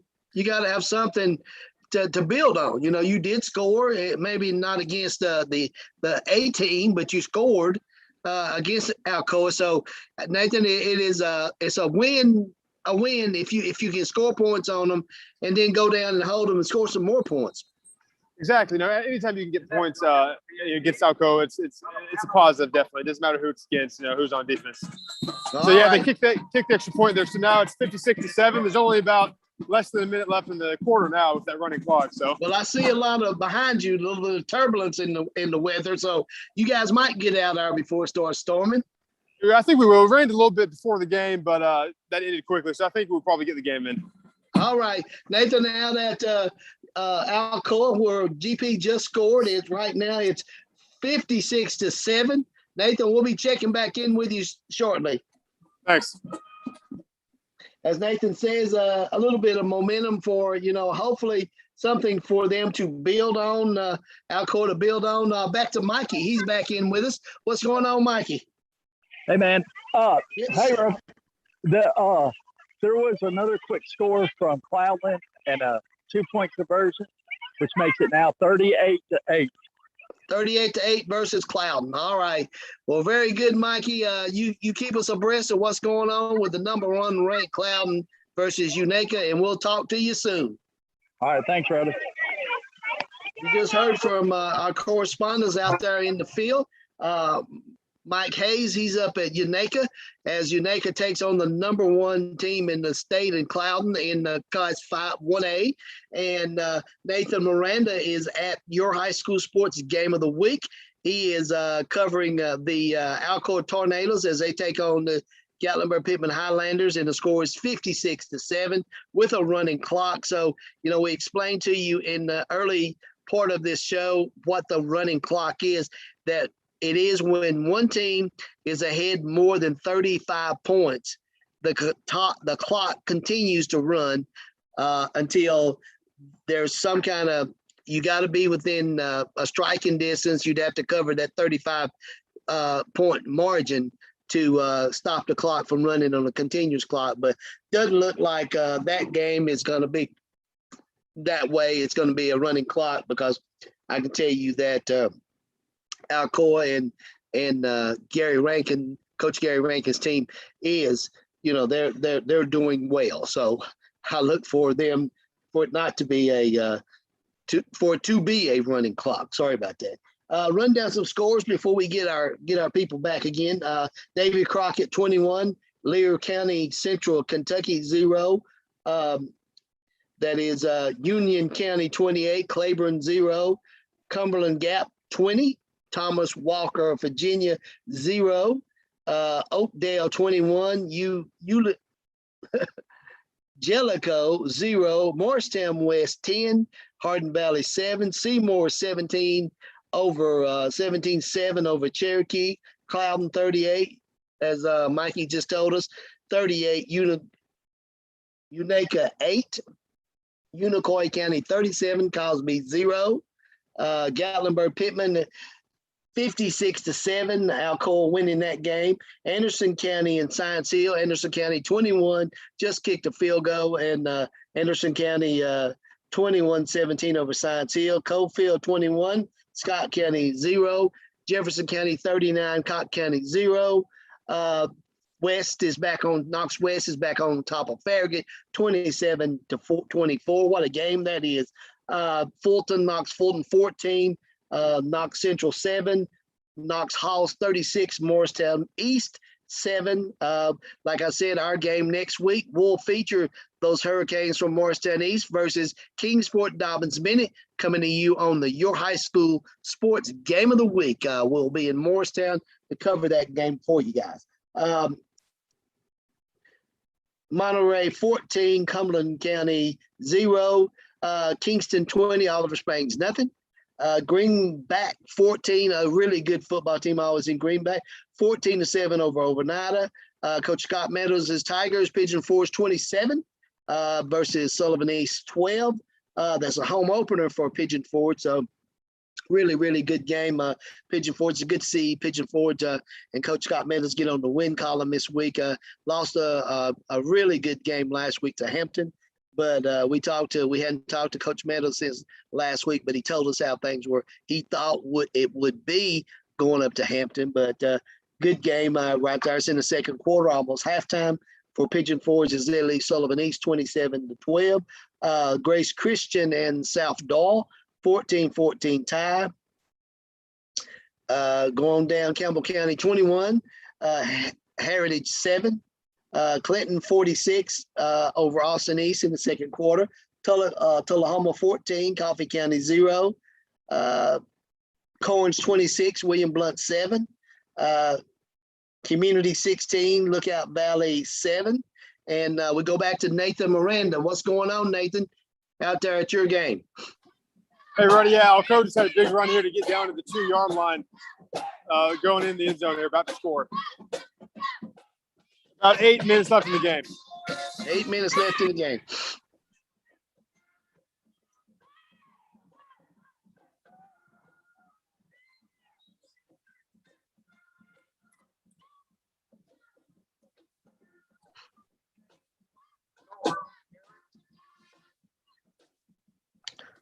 Nathan, is this second teamers in for Alcoa? Yes, it looks like they've already substituted on offense as well as defense now. So, yeah, they're able to move the ball still with their second teamers in. Okay.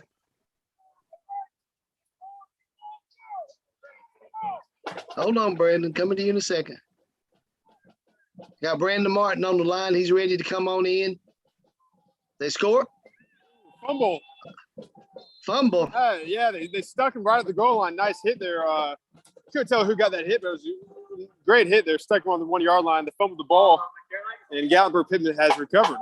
All right, so we'll get back to you in a few minutes. Let's go to Brandon and see what's going on out of the NBA. Hey, Brandon. What's the score out there at your game? Hey, Roddy, it is still 7-6, Big Red. The Pearl Cones driving. They were backed up with about a 3rd and 18 from their own 1-yard line. They put Barryon Brown in at quarterback. He broke a run around the right side of about 40 yards. Pearl's driven down. They are at the NBA 4-yard line, and it is 1st and goal right here. Firebirds trail by 1. Bad snap. Still got the corner. Goes up, and he's going. They're going to give it to him. Touchdown, Pearl Cone. It was a bad snap to the Pearl quarterback. Went over his head. He caught it behind him, ran back to about the 15, looped all the way around the left side, and managed to score. Pearl Cone at one point was 3rd and 18 at their own 1 foot line. They barely avoided a safety, and they have gone 99 yards and scored a touchdown here to take the lead. They're at 12-7. We'll see what we get on the extra point. The snaps have been a bit of an adventure for Pearl tonight. We've seen them have some issues with shotgun snaps. We've seen the issues on the kick previously. Looks like I think Pearl asked for a timeout before the extra point. So I'll bounce it back to you, Roddy, and I'll let you know when we're going to kick this thing. All right, Brandon, I appreciate it. Looks like you got a really, really exciting game out there at the MBA. Oh, man, it's always a great game here, especially between these two programs. 2 years ago, both of these teams were the state runner-up in their respective classes. They play every year. And I'm going to show you something, not so much my ugly mug, but if I can get my camera to turn here for me. If you'll look behind me, got a full house. Yes, you and do. This crowd is loud. And after last year where we just had a few people here and there most games, this is a nice change. NBA student section is always a blast, but they are loud tonight. Let me ask you this. What do you think about the COVID situation right now? We have several games already, gone COVID wins. What do you think about that while we watch this extra point from Pearl County? You got to be safe. You got to put the safety of your athletes first. I think even with what we know, you've got to try to be safe with your athletes first. Actually, wait a minute. I think Pearl's going to go for 2 here. I believe they thought about it. Okay. Looks like we're going to try to get a 2-point conversion here. Another bad snap. I'm going to come up just short. That's the second time this drive I've had to dodge somebody coming at me. So a 2-point conversion is stopped by the Big Red. One of the only issues I've really seen for this Pearl offense tonight has been they're going to have to get center situated. They're having some issues getting the snap right. But right now we are 22 seconds left in the half, and 12-7 Firebirds going into the half. Let's finish our conversation now. We're talking about what you think about this COVID. I know we don't know what's going to happen. We've had several games. I don't know if there's any games in your area that were canceled for COVID that are on in East Tennessee. So, like you said, we got to stay safe. You got to line, you got to walk. You want to keep your athletes safe. You want to keep the family safe. You would hate for anybody to get something that's going to hurt them long term. But now my heart goes out to the team last year. Nashville Metro only really played a half season. They only played Metro schools.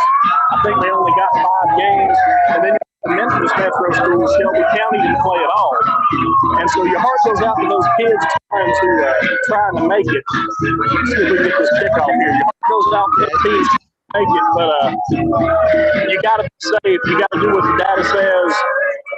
I know we all hate it, but you got to err on the side of caution right now. Yes, you do. Well, Brandon, we'll get back with you a little bit later. You keep us updated on that game. It's 12-6 versus the favor of the Firebirds, and we'll be back with you shortly.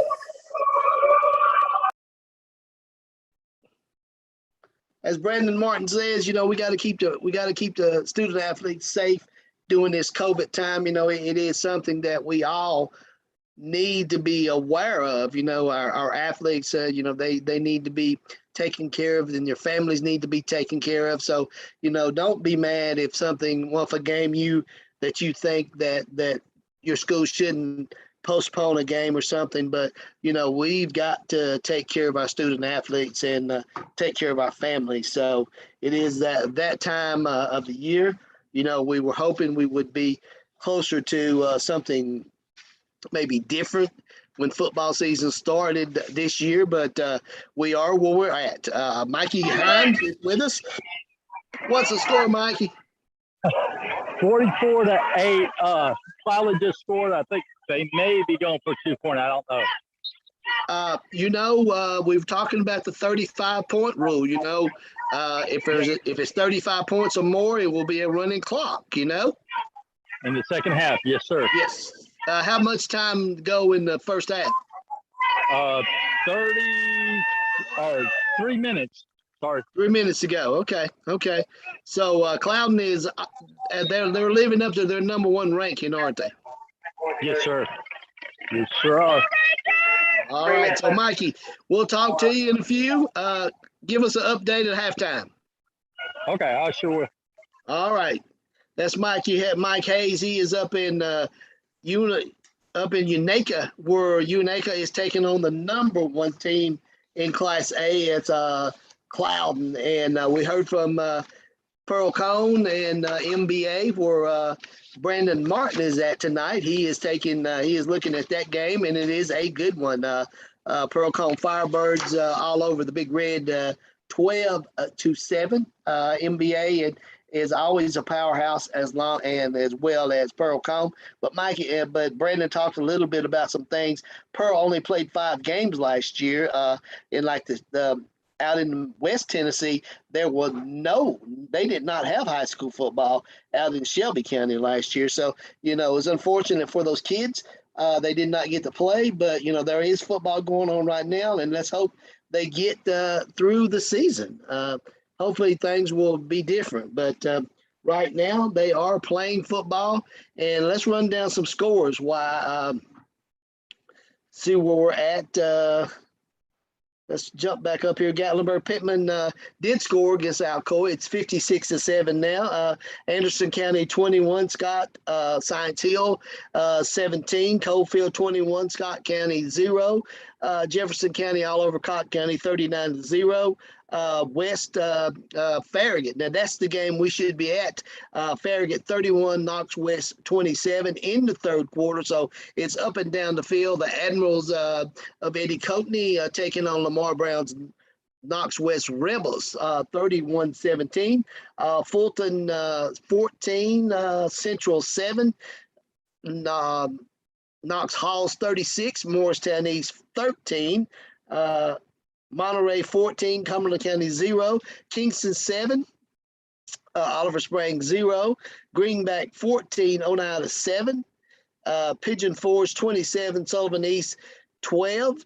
It is South Doyle 14, Grace Christian 14, Campbell County 21, Heritage 7. Clinton 46, Austin East 7. It's at halftime. I believe there's going to be a lot of third quarter running of the clock. Tullahoma 14. Looks like Nathan Miranda is coming back into the zone. Nathan, what's going on out there at your place? Looks like it's over. Yeah, hey, Roddy. Yeah, I just wanted to check in and give you the final score here at Alcoa. Alcoa High School 56, Gatlinburg-Pittman 7. So they did get some points on the board. Alcoa improves to 2-0 now. Gatlinburg-Pittman falls to 0-2 on the season. In a game like that, Alcoa, they came out and did exactly what they wanted to. They accomplished to get a win. Coach Rankin's team just looks like they're clicking on all cylinders. Gatlinburg-Pittman has to regroup now. They're 0-2, lost a heartbreaker to Seymour, and then they lose big tonight to Alcoa. What do you think? What do you see for Alcoa going down the stretch here? Yeah, I mean, I think it looks like it's going to probably shake out like a typical year for Alcoa, where their biggest challenge is going to be Maryville, like it is most years. Outside of that, I see them probably going undefeated again and winning the state. I would say so. I mean, I think Maryville's probably one of their biggest challenges, even when you include the playoffs, really. Maybe outside the state championship game, but I mean, I don't see any reason why they wouldn't repeat as state champions again this year. I'm watching our game that Brandon is covering tonight. He's at Pearl Cone and MBA, and the Firebirds look like they're pretty good. And they are in that Class 3A with Maryville, so it could with Alcoa. That it could be Alcoa and maybe Pearl Cone. They are winning right now against MBA 12-7. So looks like it's going to be an interesting season. Where does Gatlinburg-Pittman go from here, Nathan? I'm not sure who they have next week on the schedule. Whoever it is, I mean, they're going to have to find a way to rebound. Like you said, they had a tough loss last week, an emotional game, close game, big loss now. They're going to have to regroup and try to get the first win. You don't want to string together too many losses to kick off the season, definitely. Definitely not. So, because you don't know where the season's going, it might be a COVID season. You don't know if you're going to get to play the full season. So, the best thing to do is come out and get a win. They'll be, I think they'll be on the road next week. So, we'll see where Gatlinburg Pittman goes, and we definitely know where Alcoa's going. You know, their fight is against Maryville and it's coming up very soon. So we'll see you. Nathan, we appreciate you being a part of your high school sports, The Zone, this week, and we will see you next week. You take care of yourself. You too. Thank you. All right, so we just heard from Nathan Miranda. Remember, we talked about that running clock, guys. That running clock can get you if you've got a little momentum in the game and what's going on. What happened? What caught up with GP was Maryville Alcoa scored so many points in the first quarter. It was when the second half came. It was the running clock. It was, here we go. You're down 35-0, so the running clock goes, and every time they score, it gets a little worse. And time ran out on GP, but a hard-fought game, 56-7. Alcoa over GP. That was our high school sports, your high school sports game of the week. You can see the replay, and it'll be posted up on our YouTube page, and it will be posted on our Facebook page. We thank Nathan Miranda for being a part of The Zone. Plus, he's out with the crew. Our crew out at Alcoa, Jake Nichols and Chris Blevins had to call. Our production manager, Chris Reddick, our cameraman, Tony Dale, and Nathan runs our second camera. So, hey, guys, really appreciate the work you done tonight. Y'all be safe and get home safely. Chris and Tony's got to go all the way back up to the Tri-Cities area. You guys be careful going home. So, but we'll be talking to them later on this week and getting them ready for, we'll see them next week as our crew will be in Morristown for the Dobbins Bennett Indians as they visit Burke Coney Stadium to take on Morristown East. The Hurricanes definitely trying to get back on the winning snide. They've lost two. Well, they haven't lost two. They lost last week to crosstown rival Morristown West, and they're losing to Halls right now, 36-13. So, we hope next week the Dobbins Bennett Indians, let's go check out what they're doing. I think the Indians, they're winning against Volunteer 21-7. Should be a really good game. The Indians lost a lot of players from last year. They made it down to the semifinals of Class 6A when they had to make that road trip down to Maryville. And that road trip is not easy every year. It's just like you're going to Alcoa. So, but like Nathan just said, the game you look out for Alcoa, their biggest game on the schedule besides the state championship, if they make it there, is against their crosstown rival Maryville. It's a difference. It's hard to believe. They've got 30-something state championships in Blount County. 30 between two high schools, between Maryville and Alcoa. And they play every year. And like Nathan Miranda said, Nathan was involved in two of those games. One at Alcoa and one his senior year at Maryville, which they won. And won the state championship. They lost one, but we talked to him last week about how's it feel. He was on 4 state final teams from Maryville. They won 2 and lost 2.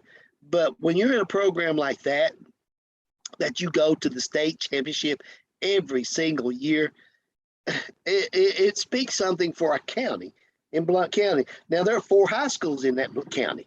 You got Maryville, you got Alcoa, you got William Blount, and you got Heritage. 4 high schools in the county. And all 4 programs are pretty decent programs. But to have 2 in the county that have won multiple state championships, Alcoa is always in it. And Maryville is pretty much always in it too. But you look at that speaks volumes for a school system, a football program in Maryville High School and in Alcoa. What a great, that's what I call a good, one of the best in the country. That has to be one of the best in the country. We're going to research that for you, and we're going to find out. Let's give a shout out to our sponsors before we run down scores. Like we've got a final. It's Alcoa 56, Gatlinburg Pittman 7 in our Your High School Sports Game of the Week. Krispy Kreme Donuts on the Parkway in Pigeon Forge. Proud sponsor of the Zone here on Your High School Sports. Buddy's Barbecue, Claybo's Express Shine Car Wash, Sevier County Electric, Riverstone Resort and Spa, Ayla Wine Pottery, and Blades Hair Salon. I tell you what, I know Blades, they are part of, they give a award out, the cut of the week on the game of the week. And it is something that you get a free haircut at Blade Salon. If you'd like to go up and visit, where good things, they have good things at Blades Hair Salon. So as we run down some scores right now, Cumberland Gap 20, Thomas Walker, Virginia 6. It is, like I said, Daniel Boone 21, Volunteer 7, Greenville 70, Granger County 0 in the third quarter. Looks like the Green Devils are back. Like Chris Reddick said last night, they never went anywhere because they lost 2 years to state champion Elizabethton Cyclones.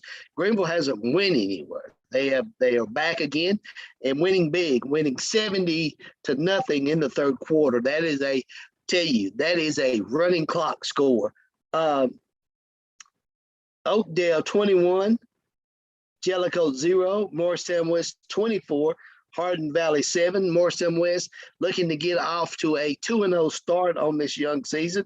Seymour 23, Cherokee 7, Cloudon 46, Unaka 8 at halftime. Union County 44, Cosby 0. Gatlinburg Pittman, as we say, 56-7, a loss to Alcoa, the #1 ranked Tornadoes. Anderson County 21, Science Hill 17, 12 minutes to go in the third quarter. Looks like that's just kicked off after half. Jefferson County over Cott County 39-0 at halftime. Farragut in the fourth quarter leading Knox West 31-27, excuse me. Fulton 24, Knox Central 7. Halls 36, Morristown 13.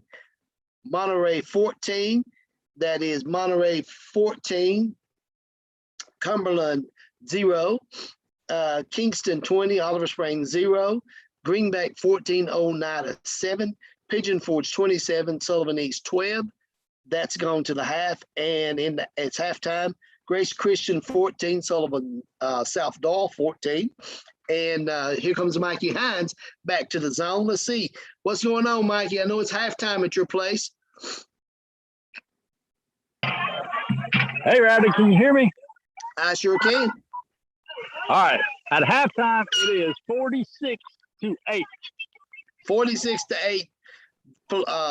Cloudon is looks like the #1 team is really doing what they need to do. Is it raining at that place? No, I'm walking. I have my batteries on my camera to take pictures during the game. This went out, so I'm walking. Sorry. All right. Well, that's good. You go ahead and do what you need to do, and we'll talk to you soon. All right. Thank you, Rod. All right. All right. Bye.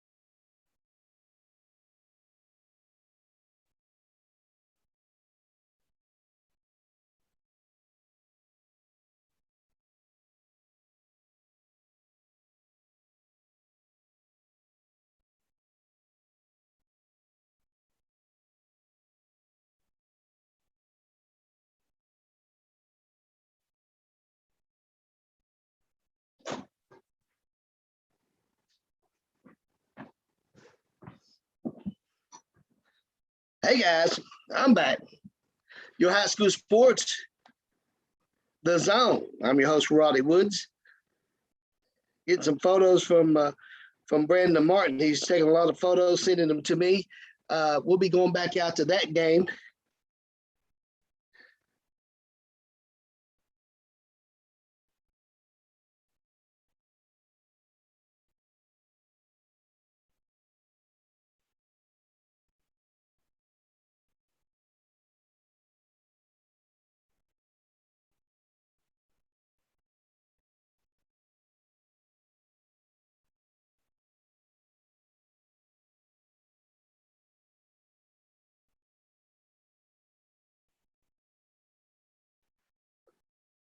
I can tell Brandon Martin a couple of things.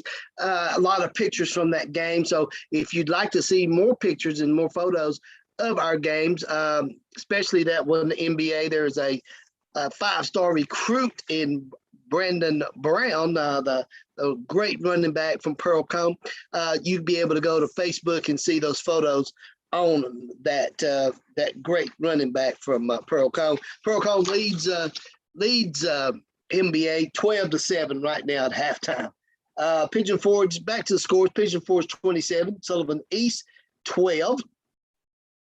Let's jump on down to Campbell County 28, Heritage 7, Clinton 46, Austin East 7.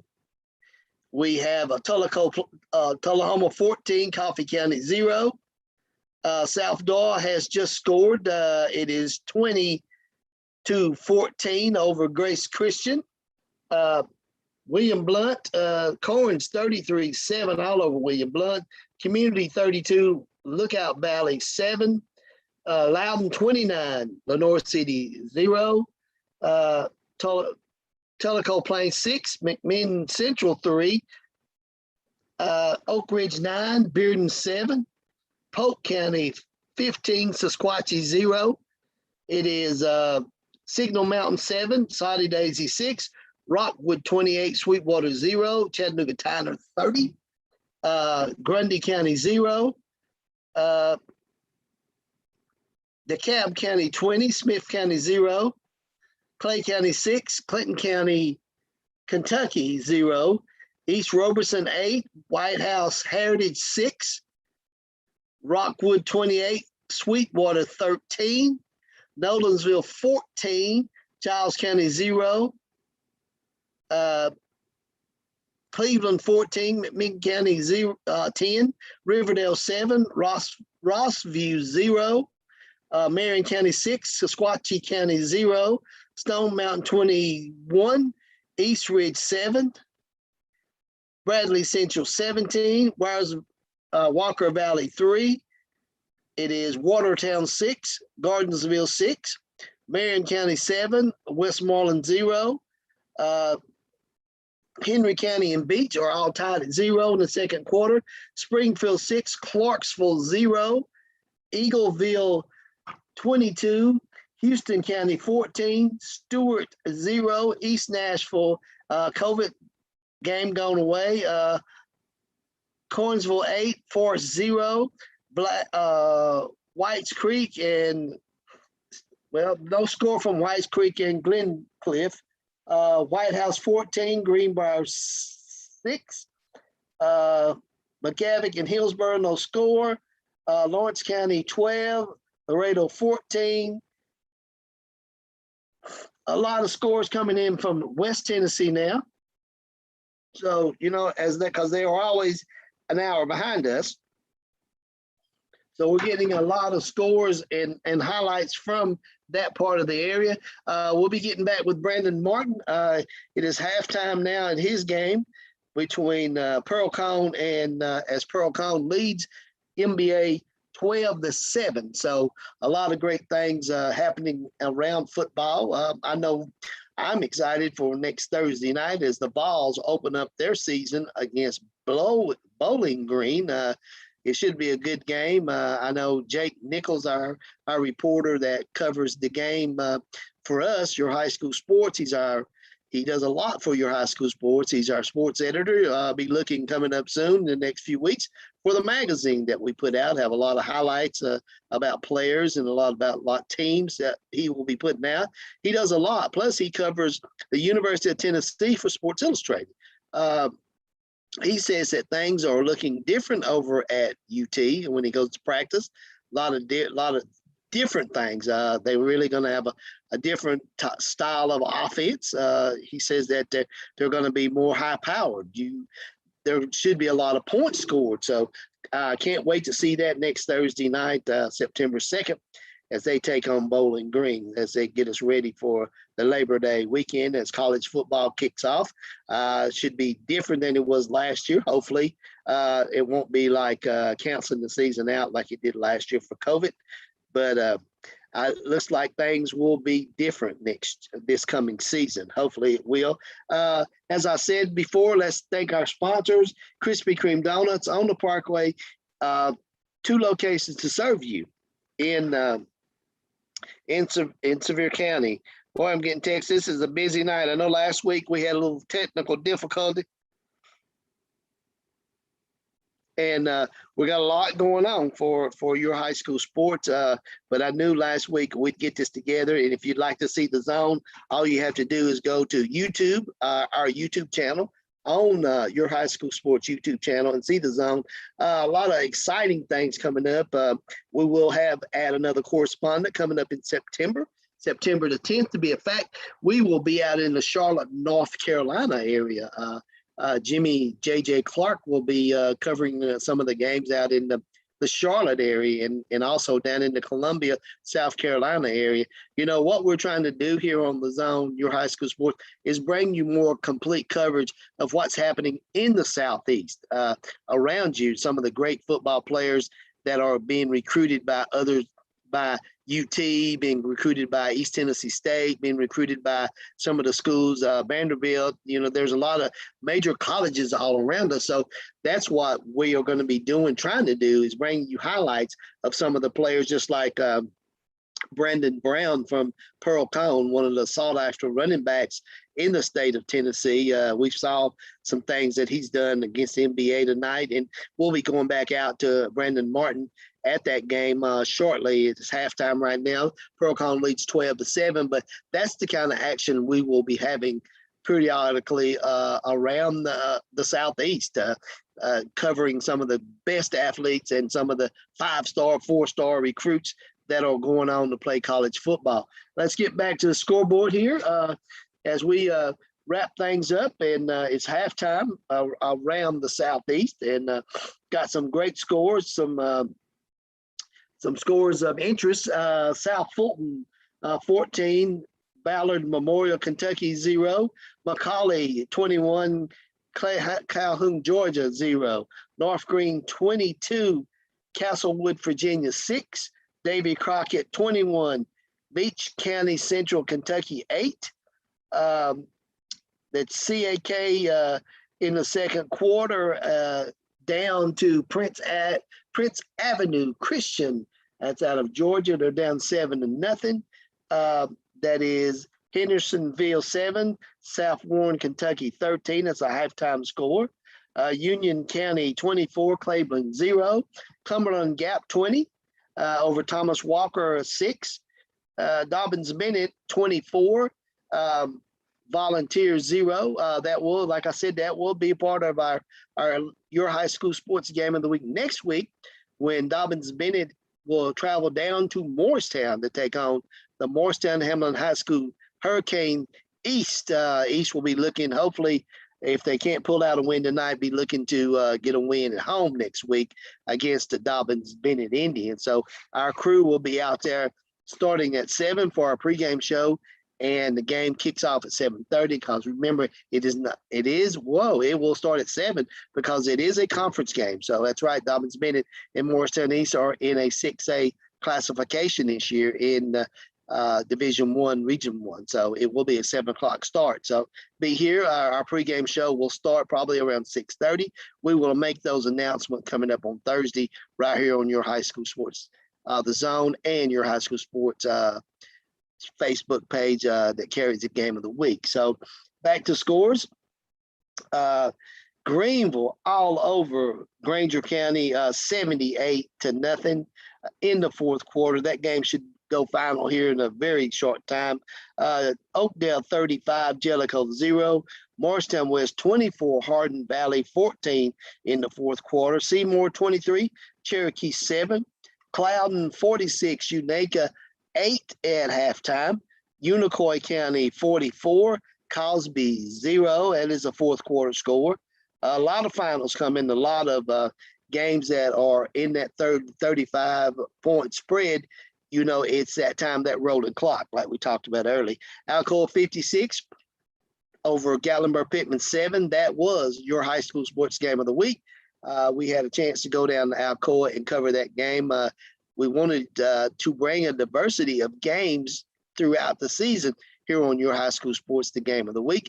And we had a chance to cover Alcoa with over Gatlinburg Pittman, but the game turned out to be a running clock game, 56-7 favor of the Tornadoes over Gatlinburg Pittman. Science Hill has come back over Anderson County. Science Hill 23, Anderson County 21, with 8 minutes and 42 seconds left in the third quarter. The Hilltoppers have come all the way back to take a lead over Anderson County. Coalfield 28, Scott County 0. Jefferson County 46 is in the third quarter. Jefferson County 46, Scott County 0. West has come back to take a lead over Farragut. I told you that is the game of the week. That is the game that everybody's going to be talking about. Knox West 41, Farragut 38. Talked about Coach Courtney's team going down the beach last week and taking a loss down there at Beach, making that travel across West Tennessee. But what a great game Farragut and Knox West is putting on the field tonight. Fulton 24, Knox Central 7. Knox Halls 43 over Morristown East 7. That's a third quarter score. Monterey 14, Cumberland County 0. Kingston 20 over Oliver Springs 0.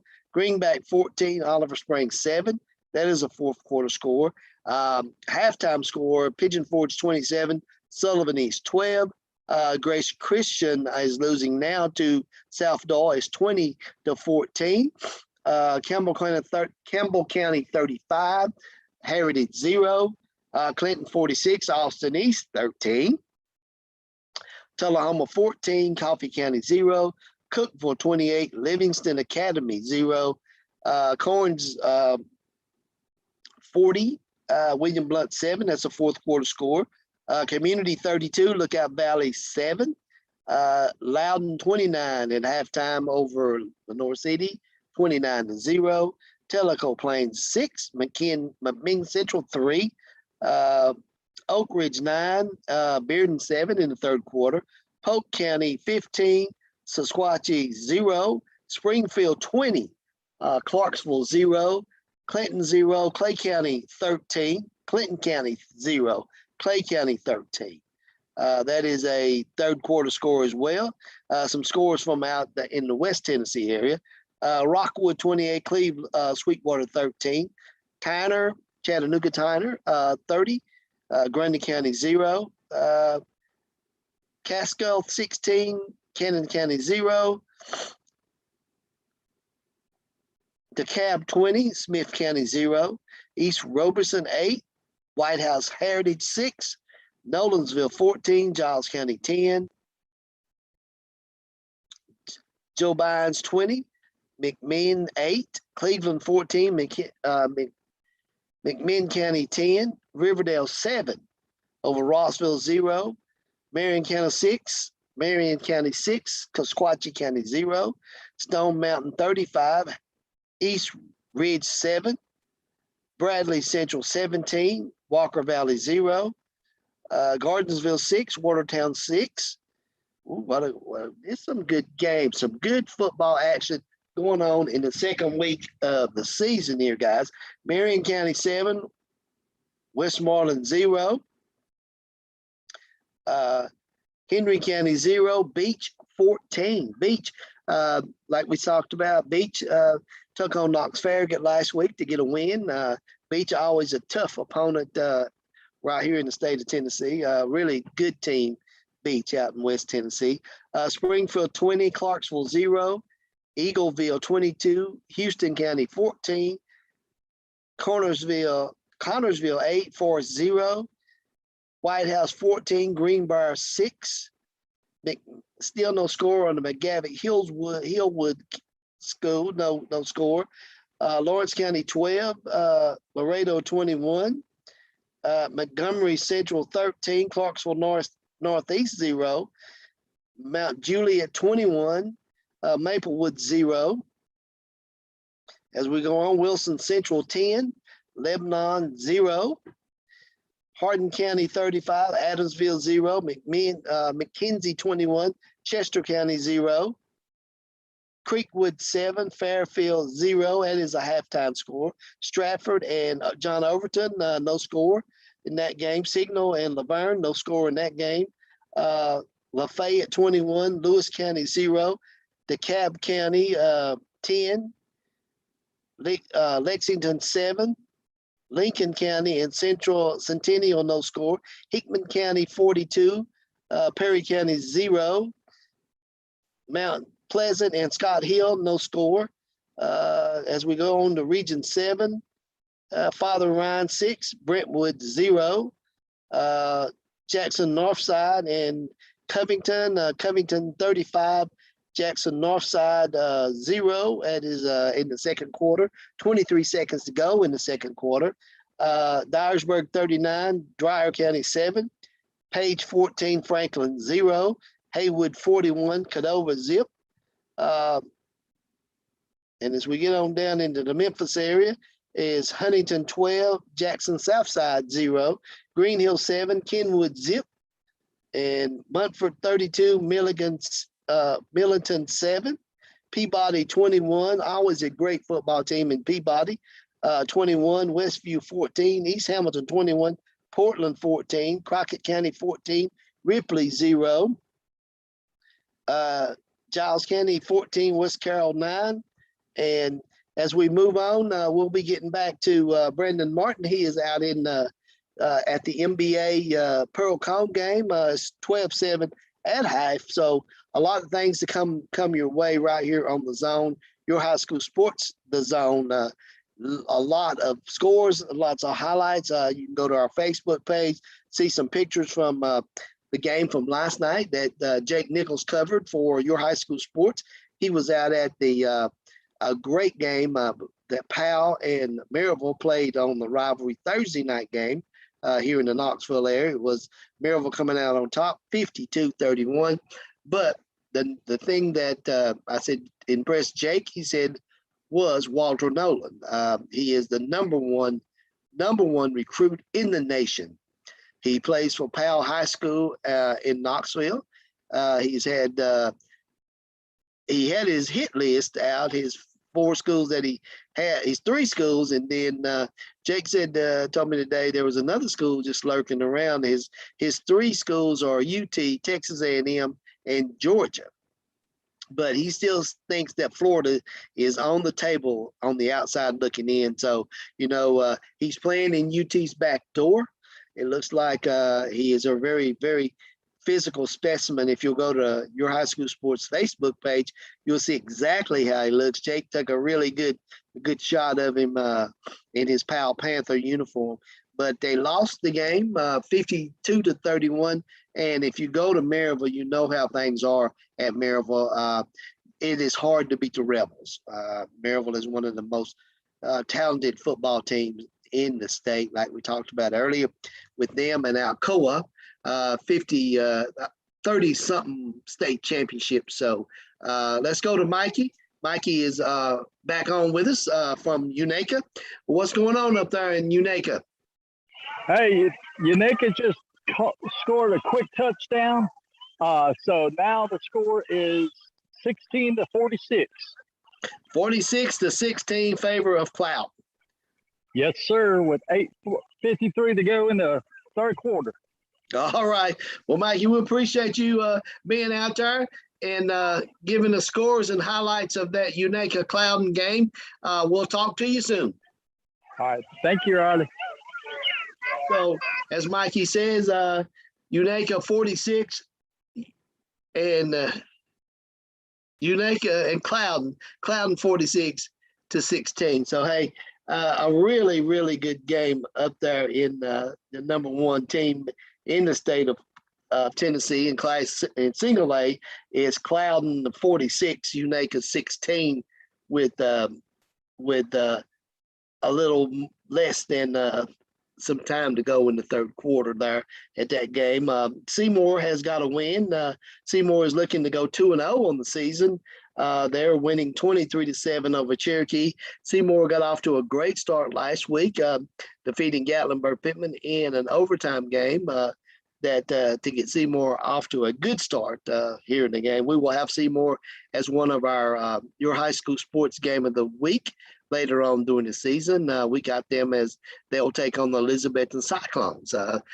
Seymour has moved into a new district.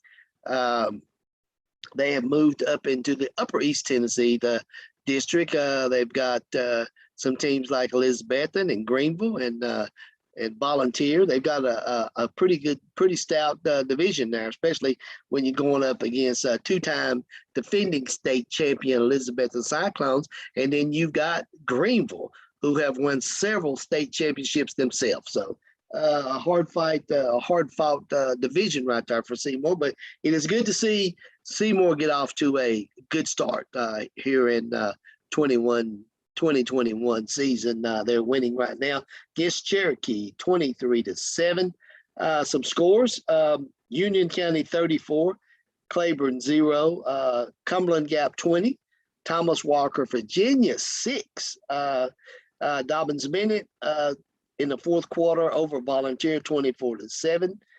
Greenville just annihilated. Oh man, they just took it to Granger County 78-0. A lot of the Green Devils, like I said earlier, they are back. Chucky Doak and Happy Valley at half, no score, a really good game. Both those teams are really good football team. Oakdale 35, Jellicoe 7, Morristown West 24, Hardin Valley 14. Just gone final, Greenville 78. Granger County did get on the board 78-6. The Green Devils go 2-0 on the season. They beat a really good Knox Central team last week to open the season. Now they have beat Granger County, which I think Granger County is in their district. So as we move on, we've got another update. Davy Crockett 24, Leach County Central 16. Let's go out to Brandon Martin. He is at NBA versus Pearl Cone. All right, Brandon, tell us something. So we're out here. It is still 12-7, 7:40 to go in the third quarter. Pearl Cone received the kick to start the second half. NBA was able to get a 3 and out. Pearl helped them out with some illegal procedure penalties. The Big Red got the ball on the Pearl Cone side of the 50. They've been driving down here. We got second down here at about the 11-yard line trying to go in. Snap to Marcel Reed. Ball on the post. I can't see who got it. Looks like NBA was able to get back on top of it. It was a bad handoff. Jonathan Moore on the carry to the fumble. Looked like it bounced out. So NBA was able to dodge a bullet there. Brandon, it sounds like Pearl Cones keep shooting themselves in the foot, don't they? Well, both teams have made a lot of mistakes. It's the second game of the season.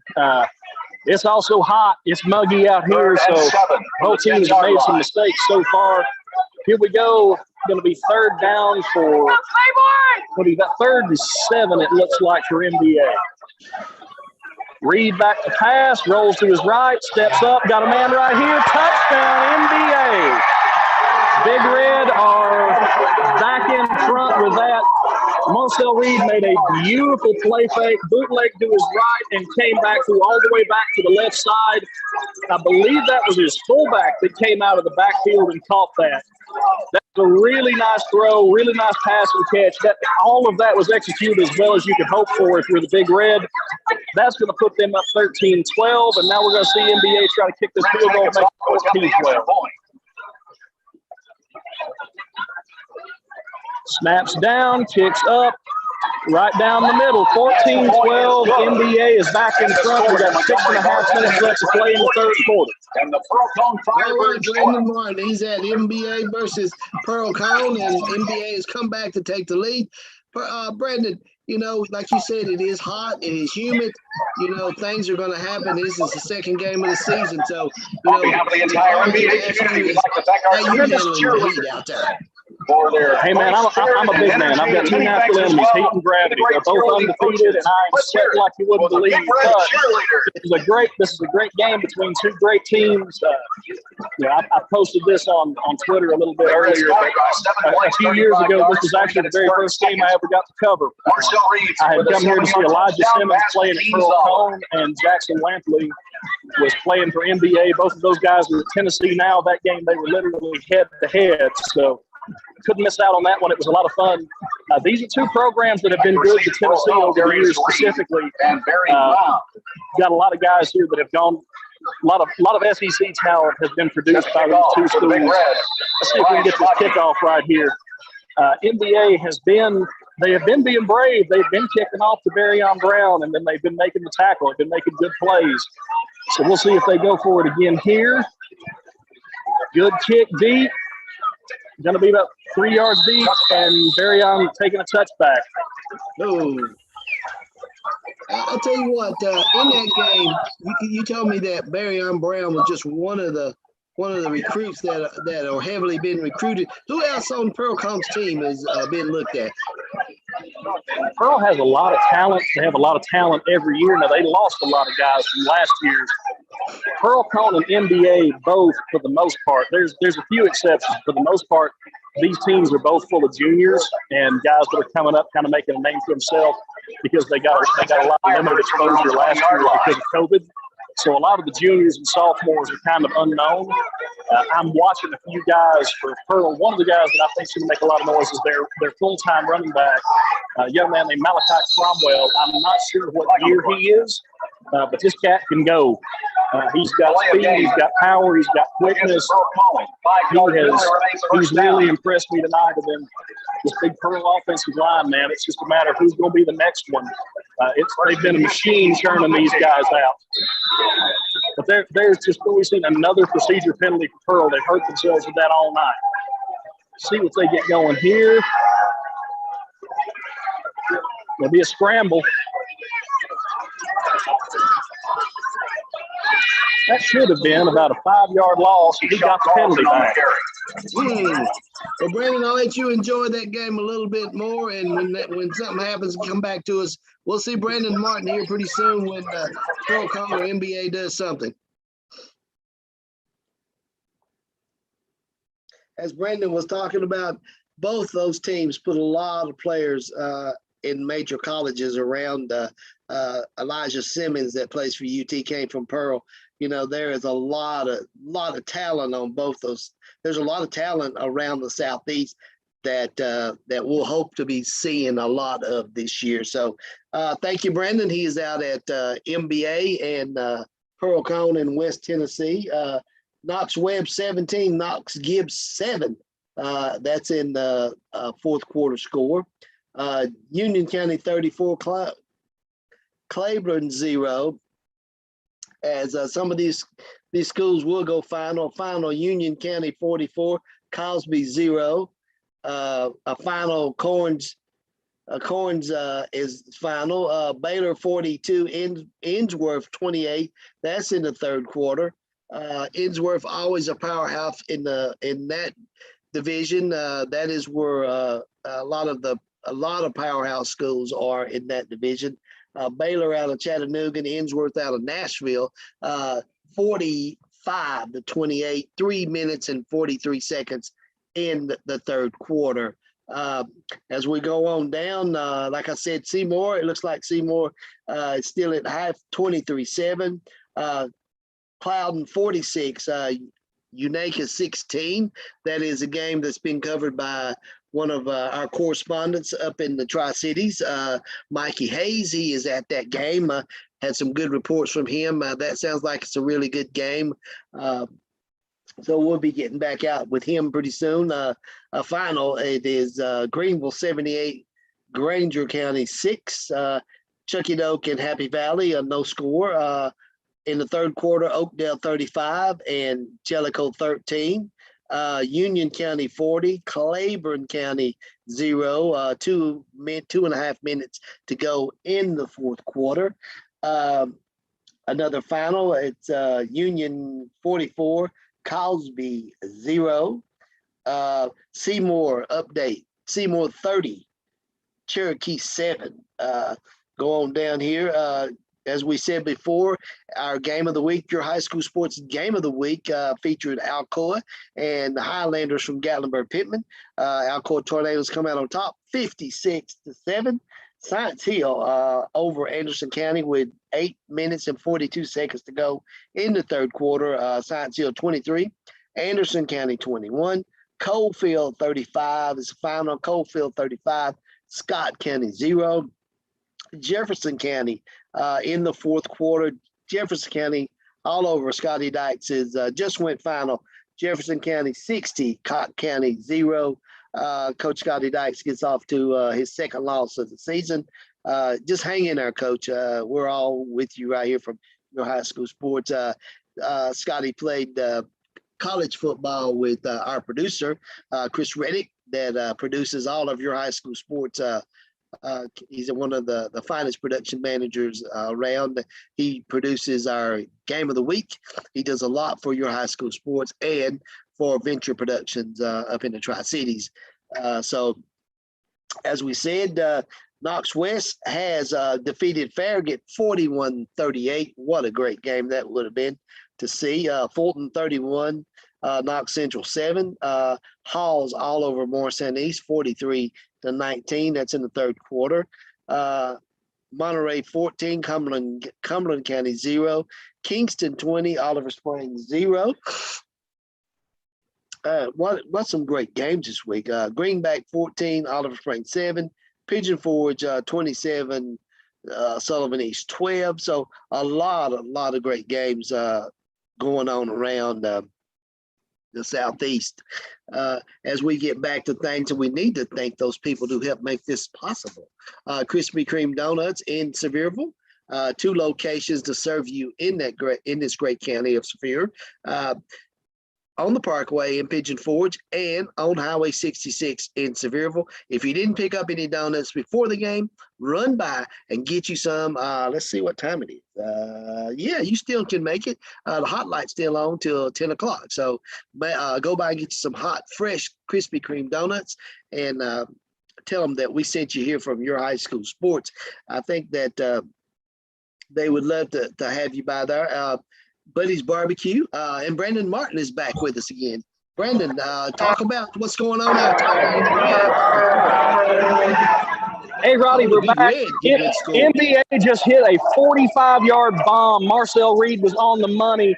Handoff backside, walk-in touchdown NBA. And just like that, the Big Red are extending their lead. I can't emphasize enough how well this NBA team has looked in the second half. They got a short field. They were able to stifle Pearl's offense. They got a short punt, took it at about their own 45. Marcel Reed threw a ball down the sideline about 40 yards in the air. I mean, it was on the money. Perfect ball. Set up that first and goal from the 5. NBA was able to capitalize.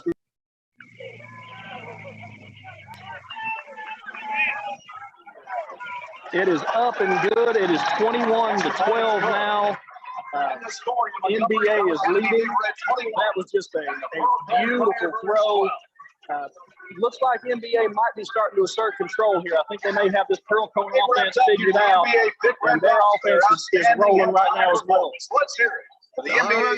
All right, Brandon. We'll be back to you shortly. Looks like they're coming back. NBA is getting things going in that game. Back to Mikey, 46-22, favor of Clouden. What's going on at your game? Looks like it's a barn burner there at your place. Yes, sir. Unica just scored pretty quick and failed on the 2-point conversion. So now they're kicking off the ball to Cloudland now. 46-22 with 1 minute and 23 seconds left in the third quarter. So looks like you've got a good game going on there, like just like the game that Brandon Martin's covering out in Nashville. He's got a good one too, Pearl Cone and MBA. And looks like both of you guys got great games tonight. We had a good game with Alcoa and GP. So Brandon, Mikey, you stay with us, and we'll be back here on Your High School Sports in a moment with you.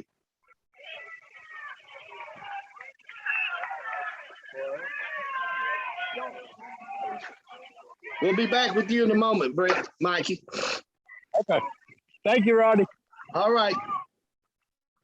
Let's hit a few finals here while we regroup back into the studio here at Your High School Sports the Zone. This is something new for high school sports. We are Your High School Sports, the source for football in the Southeast. We're bringing you something new right here called the Zone. Each week we will be featuring games around the Southeast, giving you a taste of football in some other areas, like we're watching out in the Nashville area tonight, the MBA and Pearl Cone game. What a great game. Looks like MBA has taken advantage of what's going on out there with Pearl Cone. Some finals to update. Franklin Road Academy 14, Silverdale Academy 33. That's a final out there in the Nashville area. So let's run down some finals. North Green 22, Castlewood, Virginia's 6, that is getting ready to go final. Davy Crockett 24, Letch County, Kentucky 16, Morristown East 25, Knox Halls 43. Looks like Morristown East is gonna take another one here, and I hate to say that, but Coach, we'll be seeing you next week. Our crew will be out there to hope that you can get a win. Coach Slover and his Morristown East Hurricanes will take on Dobbins Bennett next Friday night as a part of Your High School Sports Game of the Week. That will be our game of the week next week. As we move on down, looking for some finals here. Union County 40, Claiborne 0. Dobbins Bennett took a win from Volunteer, 37-0. Cordova Haywood 55, Cordova 0. That's the fourth quarter score. Greenville, a final with Granger County 78-6. Morristown West 24. 2-0 for Morristown West as they beat their crosstown rivals last week. Morristown East 24-14 over Hardin Valley. Seymour in the third quarter over Cherokee 37-7. Nolensville 21, Giles County 17. That's a halftime score. Another final, Union County 44, Cosby 0. Jump on down here. As we said, Your High School Sports Game of the Week was Alcoa 56, Gatlinburg Pittman 7. Science Hill and Anderson County with 10 minutes and 16 seconds left. Science Hill leading Anderson County 23-21. Final, Cofield 35, Scott County 7, Jefferson County 60, Cott County 0. West 41, Farragut 38. What a great game that is. Knox Fulton 31. That is Knox Central 31, Central 7. So that was a good game. Fulton and Coach Black has got their team rolling again. The Falcons, when we talked to him at Media Days, he just had that air of confidence in his program. We knew they would be back. They've always been a powerhouse in Class 4A. So Fulton is another one of those teams you're gonna look out for down the road there.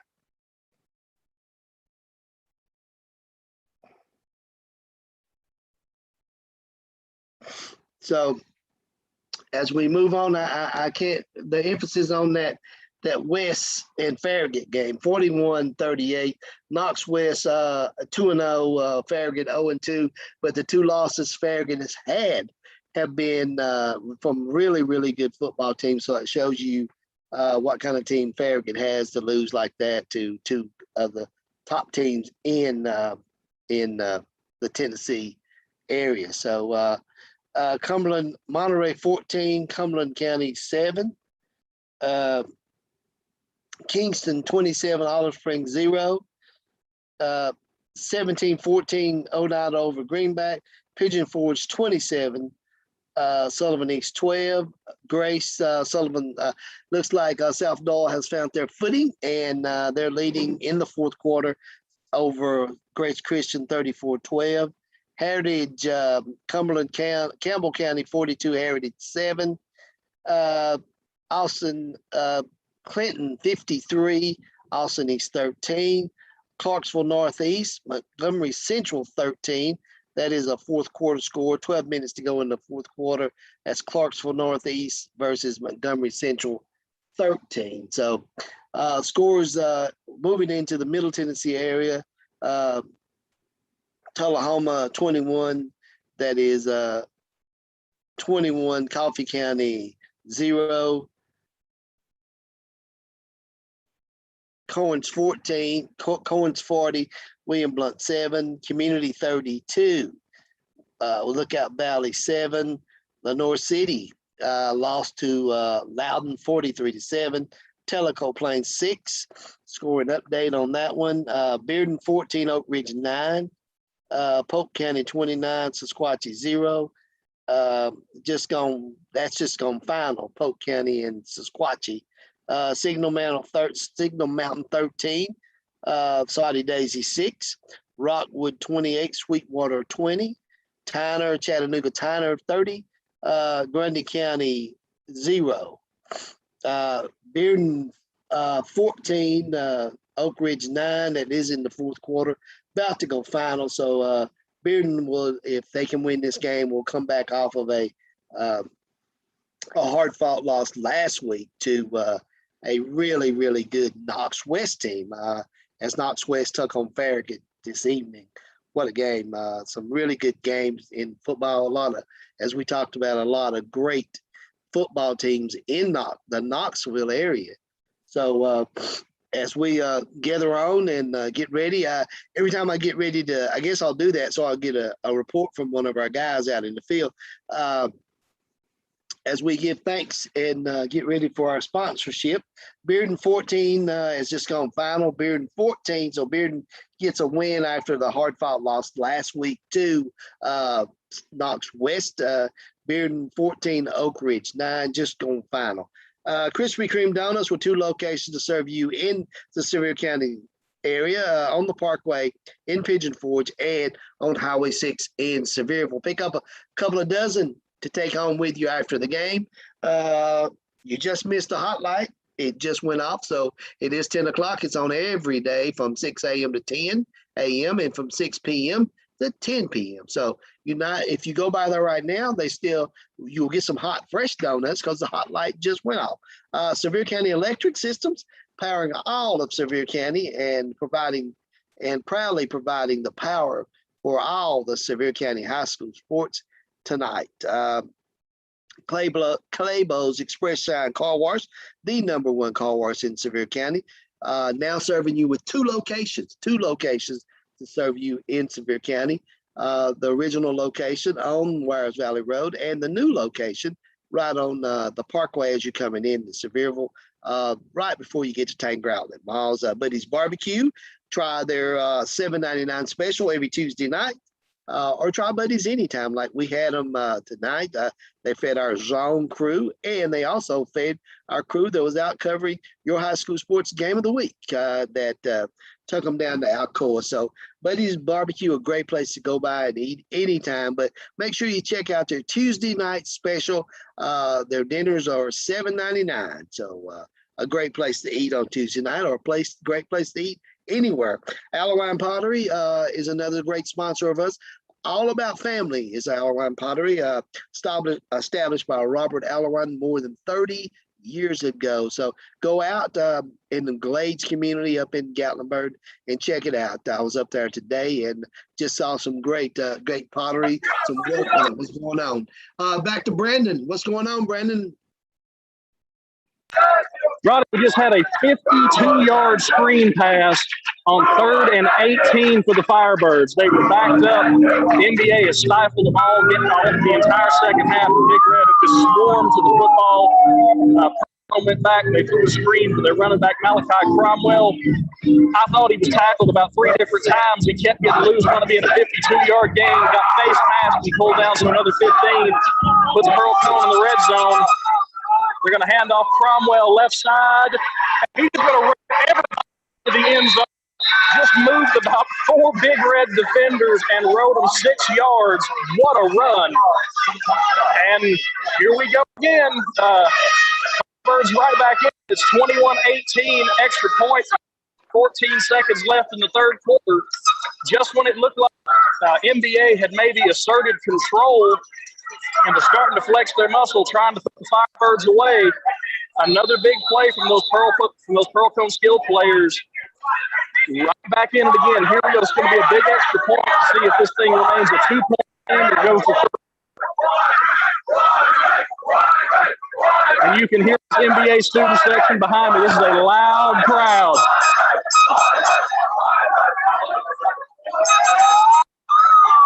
Up and good. Looked like Pearl it's really late. And that's what the NBA. I thought it was right to the left myself. No, he put it right down. The NBA, maybe he did. I thought it was a man that ran on late. Looked like he ran on really late. Yeah, I saw that. Him coming on late. No flags. The NBA bench is looking for him. I'm looking for him too. I don't really think he was set when they snapped it, but they didn't call it, so I guess it didn't happen. It's 21-19 Big Red right now. 14 seconds left in the third. Looks like it's going to be another great finish between these two. All right, Brandon. We'll be getting back with you in shortly. As Brandon Martin says, it is a good one out there in Nashville. 21, it looks like the game, that's the kind of game you want. You know, it always turns out to be 21-14 favor of the NBA Big Red. So a really good game. A final Saudi Daisy 14, Signal Mountain 21 that's gone final. So a lot of finals coming in here on your high school sports, the Zone, our scoreboard show. Everything is coming in now as we're in week 2 of our high school football season around the Southeast. We will be joined by our correspondent out in the Charlotte area starting in September 10th. We will have Jimmy Clark. He will be our correspondent out in the Charlotte area. So we'll have some highlights from out in the Charlotte area. We're trying to show you some highlights from more around the Southeast, so you can see some football. We do have some of the best football in the Southeast right here in the Knoxville area, but there is some other good football, as like Brandon is showing right now, Pearl Cone and MBA. What a great game that's going on out there in Nashville tonight. So 14 seconds left in the game in third quarter. So we'll be going back to Brandon. I know there's going to be some more scoring in that game. So sounds like, but back to what we're going to be doing here on the Zone every Friday night, beginning at 7, we'll be here to pregame the show, the games that we're going to have. Talk to Brandon about some of the players that he's going to be looking at, recruit that he'll be looking at to go on to play college football, like he's talking about that Brandon Brown that has for Pearl Cone, and there is a lot of other players that we will be watching throughout the season. Back to some scores. So the game that I've been talking about, Knox West, Lamar Brown's Rebels go 2-0, and as they beat Farragut 41-38. Kingston 34, Oliver Springs 0. Kingston went 1-0. Oliver Springs 0-1. Pigeon Forge 27, Sullivan East 12. That game is going to be a good one. That is MBA, the game that we're, like I said, Brandon is at the Pearl Cone MBA game is 21-19 favor of MBA. So, let me correct my score. I didn't quite hear Brandon, but it's 21-19. Fourth quarter beginning with 12 minutes to go in that game. It is a really, really good game. Science Hill leading Anderson County now with 7:30 in the fourth quarter. Science Hill 30, Anderson County 21. Final, Coalfield 35, Scott County 0. Jefferson County 60, Cott County 0. Knox West 41, Farragut 38. Knox Fulton 31, Knox Central 7. Morristown East loses to Knox Halls 43-25. Montgomery 21, Cumberland County 7. Kingston Finals 34 over Oliver Springs 0. It is Oliver Springs losing, they're 0-1, but they usually come back. Oliver Springs usually has a pretty good, decent team, but Kingston come out on top tonight 34-0. Grace Christian is losing now to South Dahl 34-20. Looks like, as we talked about earlier in the show, Clark Duncan's team, one of the top 4 Class 4A teams, made it all the way to the semifinals last year. So looks like they have got all cylinders rolling again too. South Dahl, the Cherokees 34, Grace Christian 20. And the Halls Morristown East game has gone final. Morristown East loses to Halls tonight 43-25. Heritage loses to Campbell County 42-0. Austin East loses to Clinton 35, 53-13. Crockett County 14, Ripley 12, with 4 minutes to go in the second quarter. William Blunt loses to Corns 40-7. Bearden all over Oak Ridge 14-9. That's hard to believe. Oak Ridge always Coach Gaddis's teams are always real good physical football teams. So Bearden has gotten back on the winning track 14-9 over them. Polk County 29, Sasquatchie 0, Signal Mountain 21, Soddy Daisy 14. Sweetwater and Rockwood all tied up 28-28. Davison Academy 48. Boyd Buchanan 28 in the fourth quarter. So a lot going on, a lot of scores and highlights still to come right here on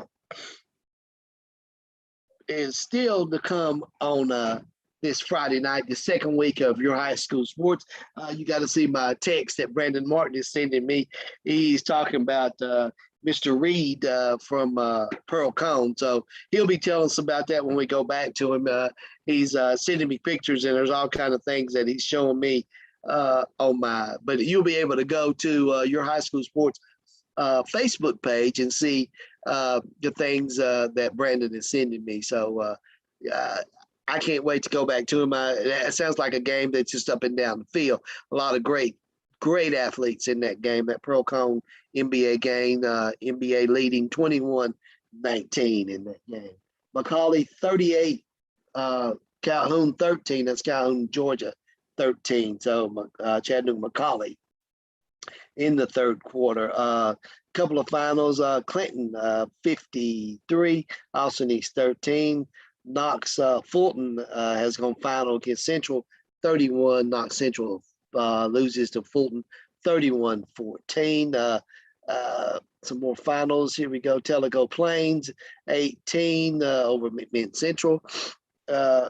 As I said, Oak Ridge 14, Bearden 14, Oak Ridge 7, Jackson Northside 14, Covington 41, Sweetwater 28, tied with Rockwood in the fourth quarter. Chattanooga Tyner got a win over Grundy County, 52-14. As we move over in Region 4, which is down in the Nashville area where Brandon Martin is camped out tonight at MBA. He is at NBA in Pearl Cone. So a lot of great action right there. I'm looking forward to him coming back. When as this works, the zone is when one team gets down in the zone for a touchdown or something spectacular play, then we go live. Brandon will come to us live when something happens down in that way. First quarter score: East Robertson 8, White House Heritage 6. So a lot of things going on around us.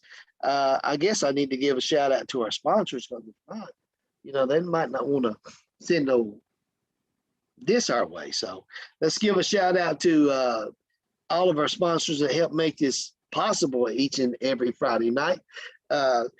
Blades Hair Salon in Pigeon Forge, Alawine Pottery up in Gatlinburg, out in the Glades community, Riverstone Resort and Spa, one of the best places to stay in Pigeon Forge. They have an indoor pool, a lazy river, just a great place to stay right in the heart of Pigeon Forge. You can walk a lot of different places, but the Riverstone Resort and Spa in Pigeon Forge. Sevier County Electric, Claybo's Express Shine Car Wash, Buddy's Barbecue, and Krispy Kreme Donuts. A lot of finals have gone final right now. It is 11 minutes after 10. We're still tracking with Brandon Martin. He's out at NBA and Pearl Cone. They are an hour behind us in Nashville, but a lot of the games that we cover in the Southeast have went final. So let's run them down right quick. North Green still, it's almost final. It is 22, Castlewood, Virginia 6. David Crockett still hanging on, 24 to 16 over Leitch County, Central Kentucky. We had a lot of COVID games tonight, guys. I'm counting them right here from the top. There's 5 right there, 6, 7, 8, 9. 9 COVID games right there that I can count. That does not help us, guys. I said it before and I'll say it again. If you have a chance to get the shot, take it. Take it. It's worth it, so we can get back to normal with life. Some finals here from Region 1. Union County 40, Claiborne County, Claiborne 8, Cumberland Gap 36, Thomas Walker 14, Dobbins Bennett 37, Volunteer 7, Greenville 78, Granger County 7, Chucky Doak 14, Happy Valley 0, Oakdale 42, Jellicoe 19, Morristown West over Hardin Valley 24 to 14, Seymour in the fourth quarter over Cherokee 37 to 14, Union County 44, Cosby Zip, that's the final. Cloudon 46, Unaka 22 as Mikey Hayes is out there. Mike is our correspondent up in the Tri-Cities, and he has got a good one. That's number 1, Cloudon 46, Unaka 22. As our game of the week, it was Alcoa 56, Gatlinburg Pittman 7. Your high school sports game of the week, because you've seen live on our Facebook channel. If you'd like to see the replay of that game, you can see it on our Facebook channel at Your High School Sports, our Facebook channel, and you'll be able to see it tomorrow on our YouTube channel right here where the zone is shown right now. You'll be able to see that game. In the fourth quarter, it's Science Hill 36, Anderson County 21, Cofield 35, Scott County 7. That is a final. Jefferson County 60, Cobb County 0, Knox West 41, Farragut 38. Knox Fulton 31, Knox Central 14, Knox Halls over Morrison East 43 to 25, Monterey 21, Cumberland County 7, Kingston 34, Oliver Springs 0, and the Monterey Cumberland County game has gone final. It's 21 to 7, a win for Monterey. So as we move on, in the fourth quarter, Pigeon Forge 34, Sullivan East 12. It looks like Scott Meadows and his Pigeon Forge Tigers is going to get a win, get back on the winning side of this year's season. Oneida 17, Greenback 14. Now that's a really good game. A final, Campbell County 42 and Heritage 7. Clinton 53 over Austin East 13, 53-13. Lawrence County 32, Laredo 13, Jackson Northside 14. That is Covington 48. That is a fourth quarter score. Tullahoma 21, Coffee County 0. That's a halftime score. And back to Brandon Martin. Brandon is back with us. Tell us what's going on at the NBA Pearl Cone game, Brandon. Give me just a second, Roddy. Okay. There we go. Trying to get everything set back up here. So we just have we're late in the game here. Got 7.5 minutes to go in the game. NBA up 21-19 on Pearl Cone, and NBA has been on a drive. They've been running one of those backbreakers, run the clock out, finish this thing.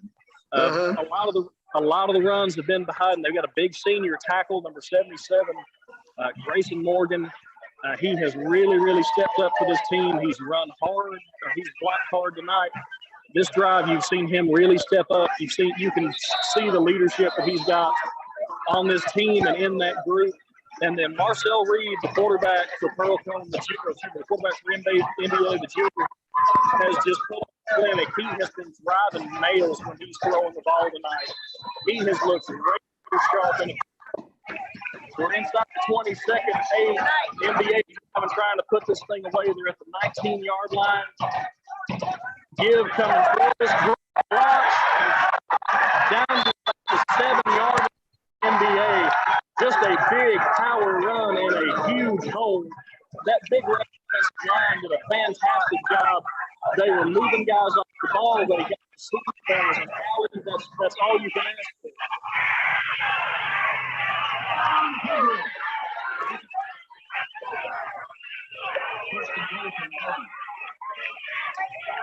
All right, Roddy, here we go. First and goal from the 9 to the big red. Marcel Reed up under center. Snap, handoff left side, down to about, I think he might have fumbled. Was there a fumble? There was fumble, and Pearl Cone comes up with it. Looked like he was going to be able to go in and maybe even score for a second, but the ball came out, and after a huge drive by NBA to go most of the length of the field, grinding down, looking for that knockout score, they fumble inside the 10-yard line. Pearl Cone recovers, and here we go again. The Firebirds have got life late in this one. All right, Brandon, we'll be back with you in a moment. All right, Mikey, what's going on up your way? Okay, Twyland has just scored a quick touchdown, so that makes it 54-22 with 1:20 left. Unaca's got the ball. Looks like about the 44-yard line of their own. Okay, so Clouden is taking the lead. Looks like they're just trying to put this thing away, aren't they? Yeah, it's got 1 minute and 20 seconds left in the ball game. So it looks like Clouden all the way. It's been a good ball game. Show the fans the field right now, right quick.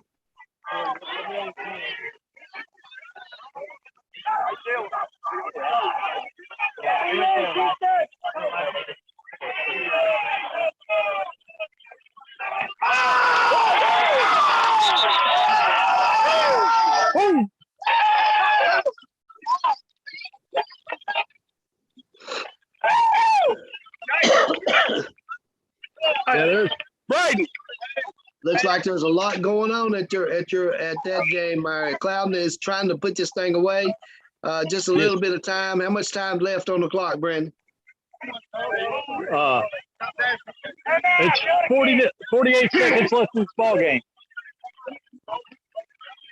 Okay. All right. Well, we'll talk to you in a few. All right. Thanks, Ronnie. Hey, bud. Good. I'm finishing up. I'm still on live. Okay. That was Jake Nichols checking in from our game of the week, your high school sports game of the week. Jake covered it. It's a busy place here. He wanted to check in on the boss here. Our boss is kind of under the weather, so she's not feeling too good. So he was checking in on the boss to see how she's feeling this evening. But as we move on at Unicoi at Unaka versus Clouton, it looks like Clouton's trying to put that one away. Beach 17, Henry County 0, and MBA was trying to put away Pearl, but had a fumble, and we'll get back out there to Brandon Martin here pretty soon. He is working hard. It's in the fourth quarter at that. Beach 17, Henry County 0. A few final scores: Kingston 34, Oliver Springs 0. Getting on down to some other scores. Corns defeated William Blunt 40-7 this evening. Bearden beat Oak Ridge 14-9. Polk County 29, Sequatchie 0. Signal Mountain 21. Saudi Daisy 14, Rockwood 35 in overtime over Sweetwater 28. What a game. They came back. That game was tied for a long time, but it looks like Rockwood has come back and beat Sweetwater in overtime 35-28. What a great game. Tyner Academy out of Chattanooga 52, Grundy County 14. Castle 16, Cannon County 0. It's in the second quarter. Clay County 34, Clinton, Kentucky 0. DeKalb 20, Smith County 0. East Robertson 8, White House Heritage 0. Halftime, Nolensville 21, Giles County 17. Joe Bynes 20, McKean 8. That's a halftime score.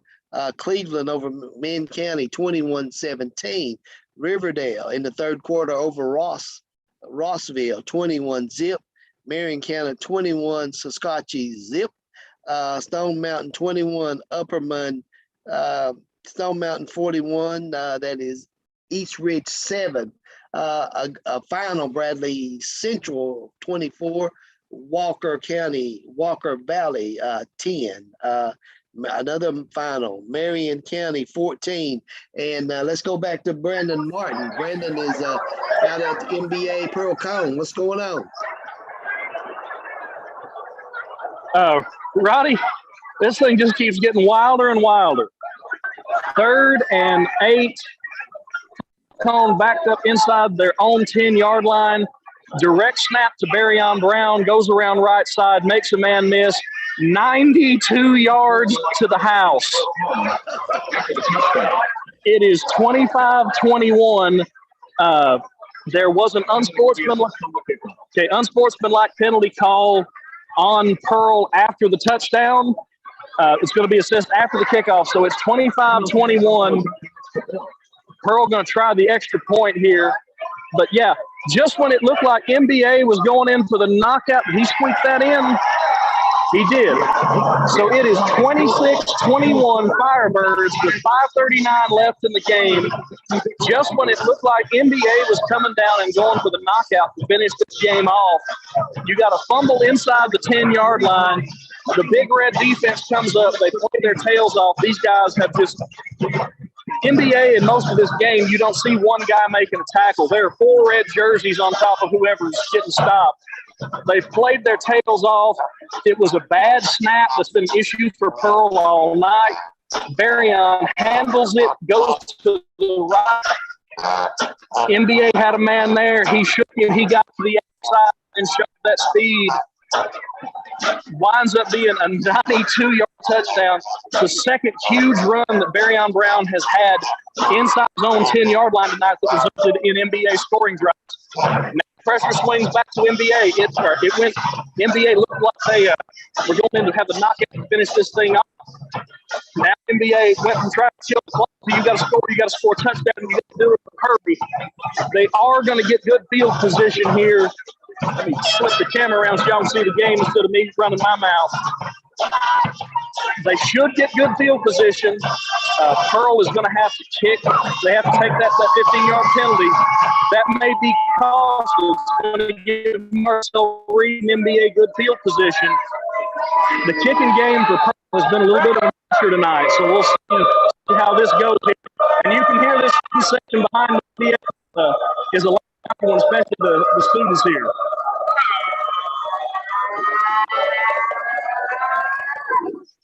Knuckleball kick up, taken it about the logo by NBA. He's loose and he gets hit.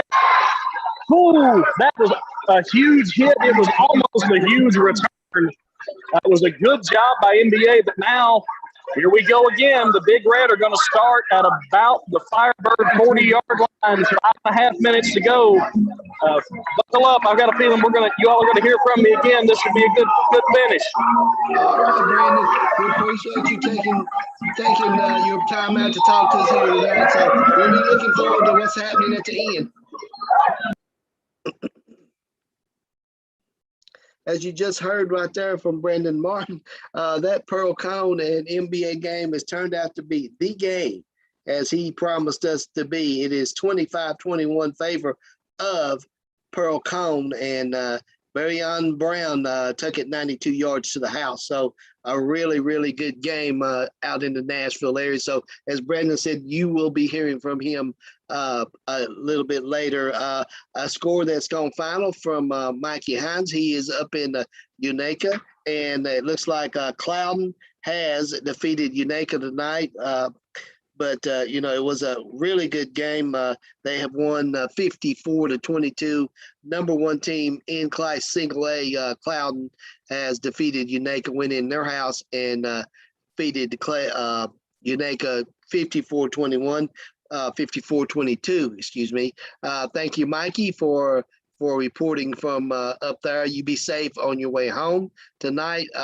As far as every time I get ready to give our sponsors a shout out, Brandon contacts me, so I better get one real quick in here. Krispy Kreme Donuts, Buddy's Barbecue, Claybo's Express Shine Car Wash, Sevier County Electric, Riverstone Resort and Spa, the boss's favorite place to go and relax, Allowine Pottery, and Blades Hair Salon, another favorite place of our boss.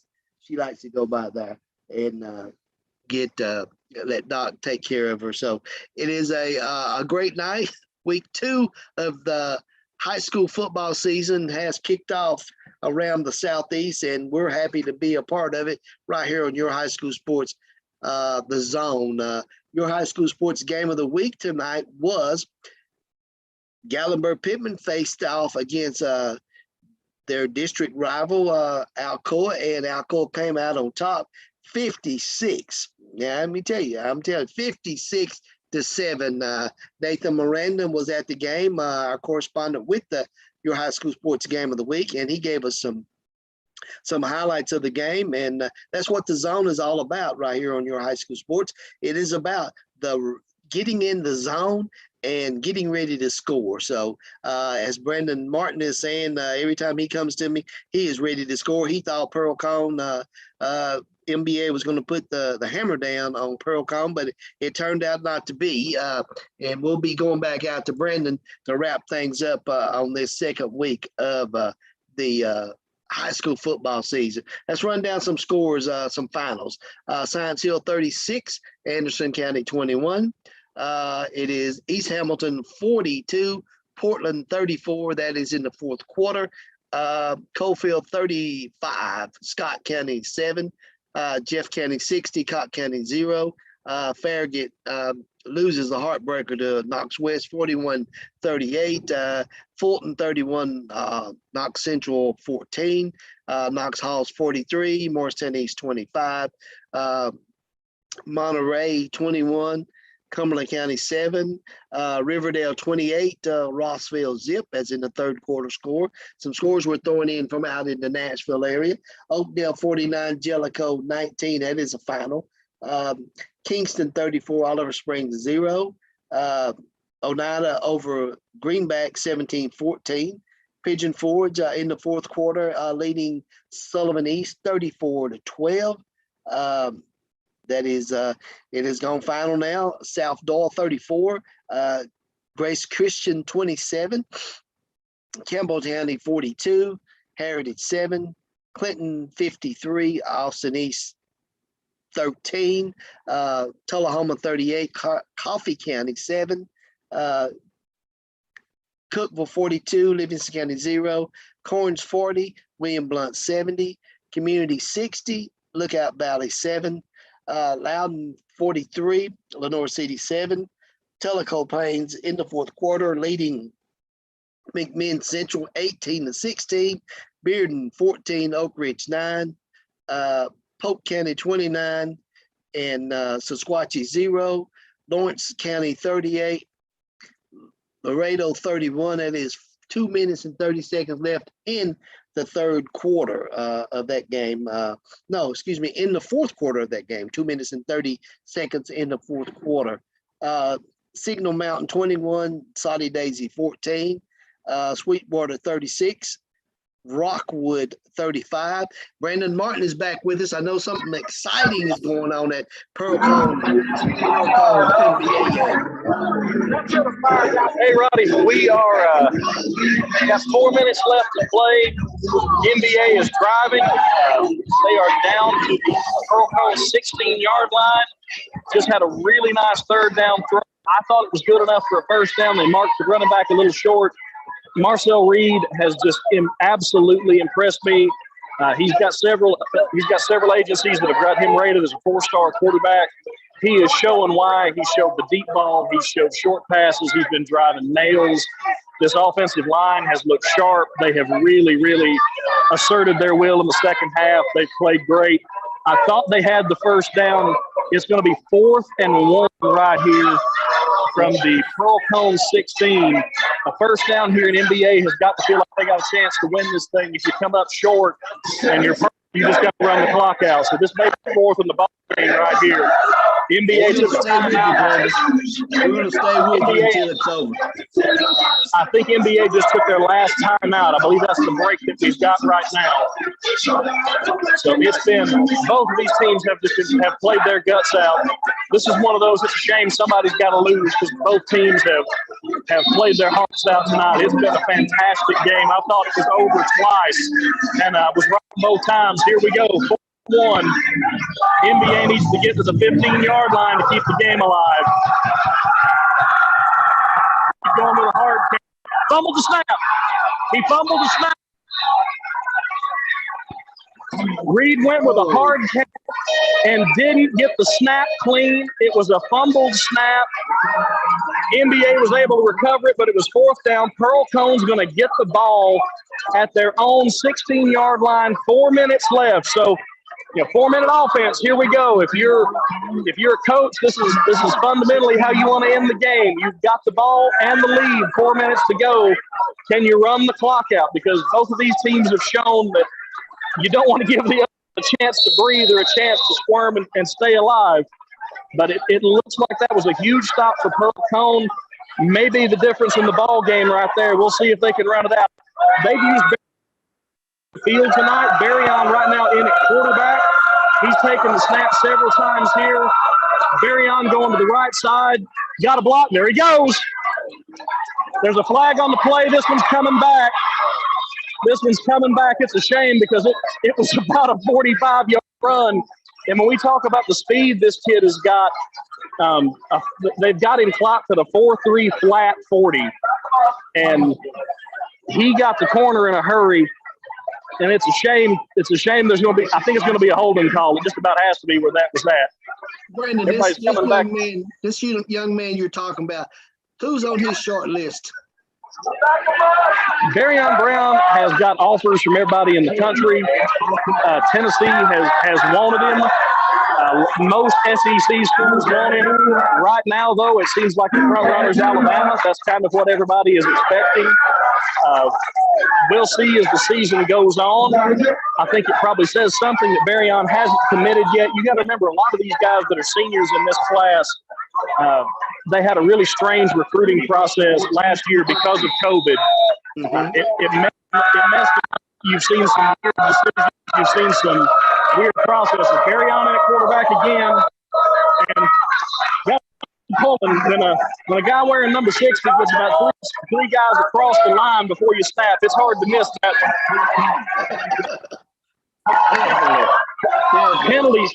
Penalties killing Firebirds here. You wasted a 40-something yard run by Brown instead of 1st and 10 over midfield. After a hold and after a bad false start, you're back inside your own 10, 1st and 19, and you've only burned up 10 seconds. So this is exactly how NBA wants it to go. Bad snap again. Brown got it up off the ground and picks up a positive play. The snap has been an issue for Pearl Cone all night. That's going to be probably the number one thing they work on this week, I've got to imagine. They've had a lot of snaps on the ground. They've had some high snaps. It has been an adventure getting the ball to whoever the quarterback is. And I got to brag on this NBA defense. These guys make one to the ball. It's never one red shirt making a tackle. It's all three. They hustle. They flow to the ball well. Looks like Pearl's going to lead Barry on in a quarterback here. 2nd and 14. Snaps clean. Handoff to Malachi Cromwell. Cromwell going to get back to almost the original line of scrimmage. I think Cromwell is going to be a guy that's going to want to watch for Pearl going forward. This kid, he's got great burst. He's got good quickness, good top end speed. But, man, he has just gone down defense all night. He's one of those guys, he's short, not small. And you can hear this crowd behind me. It is bumping here on 3rd and 12. This is a big play. Brown still at quarterback for Pearl. Snaps clean. Brown coming this way. Gets a block. Got a seam. There he goes. He's in a foot race. He makes a man miss. They got him out of bounds, but it's a 1st down out to about the 40-yard line for the Firebirds. All right, Brandon, you catch up with the play, and we'll catch up with you in a moment. Well, you heard it right there. Looks like the NBA had Pearl Cone backed up on it where they wanted him at, but Barry Brown is all that he is written out to be. Like Brandon said, he's got a lot of commitments that he could go to. Could probably go to any college in the country. He on his short list is Alabama, Tennessee, some other schools. But I tell you what, sounds like he is one of the kids to watch as things go on. Give a few scores before we get back to Brendan and Martin out in the Nashville other area. Decatur County, Riverside 17, Lexington 14. That is a final. A lot of finals have gone. It is 10:37 here in the East. A lot of schools have already boarded the buses headed back home to their campuses. But we'll get back to Brandon here in a few moments. He is making his way down to the other side. So it was a 1st down, Brandon. Oh, he got loose for a 1st down out to about the 40. Got 1:10 left in the game, and the clock's rolling. I don't know that Pearl can run it all the way out. I'm not sure.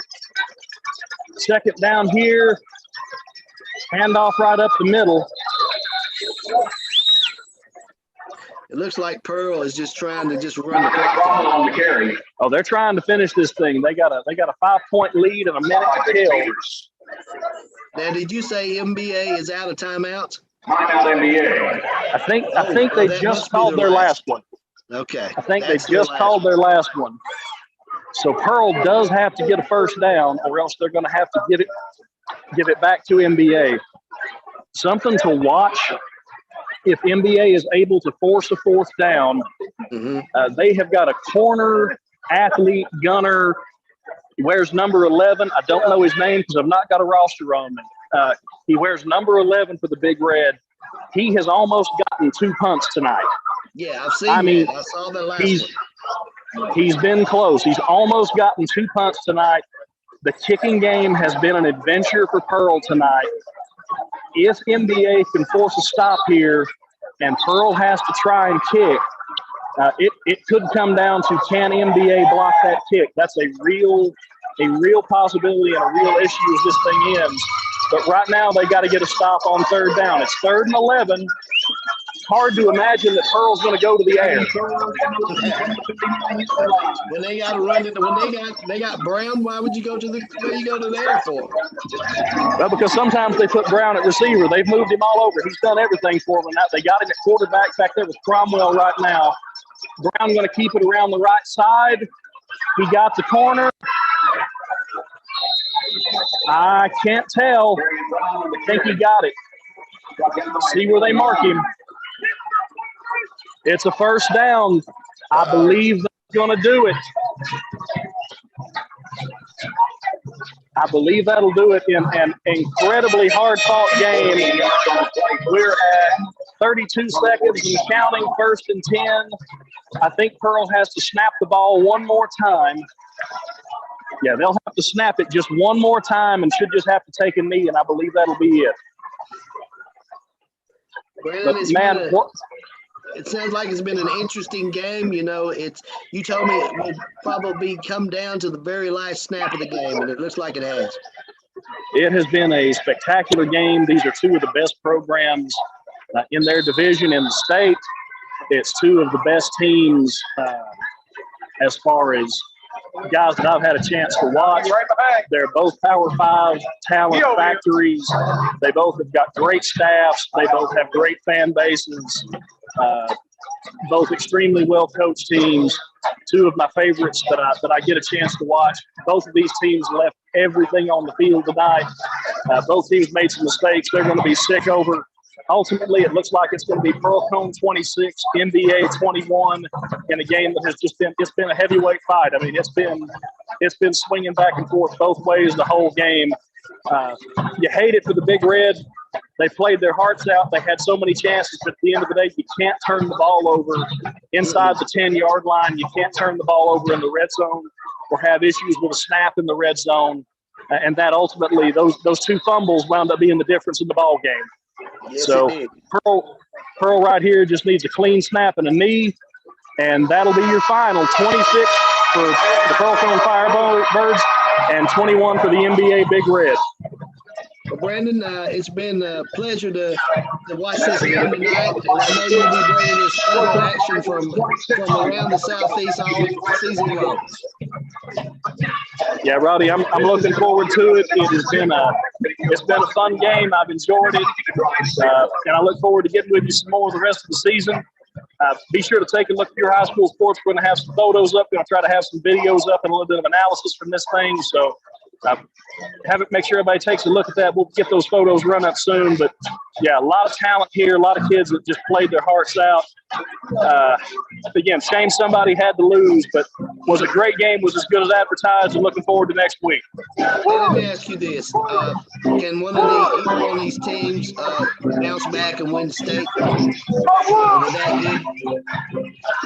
I'm going to tell you, both of these teams, these are two teams that figured into that picture to begin with, and they just both played their tails off against another excellent team. Both teams made mistakes. Both teams are going to leave this game feeling like they could win. Both of these teams are going to leave feeling like they could have lost. Ultimately, Pearl Cone got one more break than NBA did. I wouldn't be surprised to see either of these teams make a deep run. Marcel Reed for NBA is absolutely as good as advertised. In a situation like 3A where Pearl's got, you can hitch your wagon to a guy like Barryon Brown and just see how far he takes. There you go. Brandon, we appreciate you being here on your High School Sports the Zone tonight, and we'll see you next week. See you next week, Roddy. That's Brandon Martin. He was at one of the premier games in the Southeast this evening. He was at Pearl Cone versus NBA, and Pearl Cone came out with a win 26-20. What a game right there out in the Nashville area. So we'll be seeing Brandon next week. Be sure and tune in to your high school sports on Thursday night when Brandon hopefully will join us with Jake and Chris Reddick, and we'll talk a little bit about football, and Brandon will let us know where he's going to be at on next Friday night, September the 3rd. So as we get ready to wrap this week up, it's been another great week here on your high school sports, The Zone. Let me do a quick rundown on some scores and And as I said, we will be at your high school sports game of the week. Next week will take place in Morristown when the Kingsport Dobbins Benton Indians come to Morristown to take on the Morristown Hamlin High School Hurricane East. So make sure you join us. Pregame will be at 6:30 next week because it will be a conference game. So like I said before, all conference games start at 7. So we will see you next week right here on your high school sports, The Zone. We will be here at about 7 because we'll have another slate of games for you to look at and observe from all around the Southeast. I'm Roddy Woods, and remember, we are your high school sports, the source for football in the Southeast. Good night.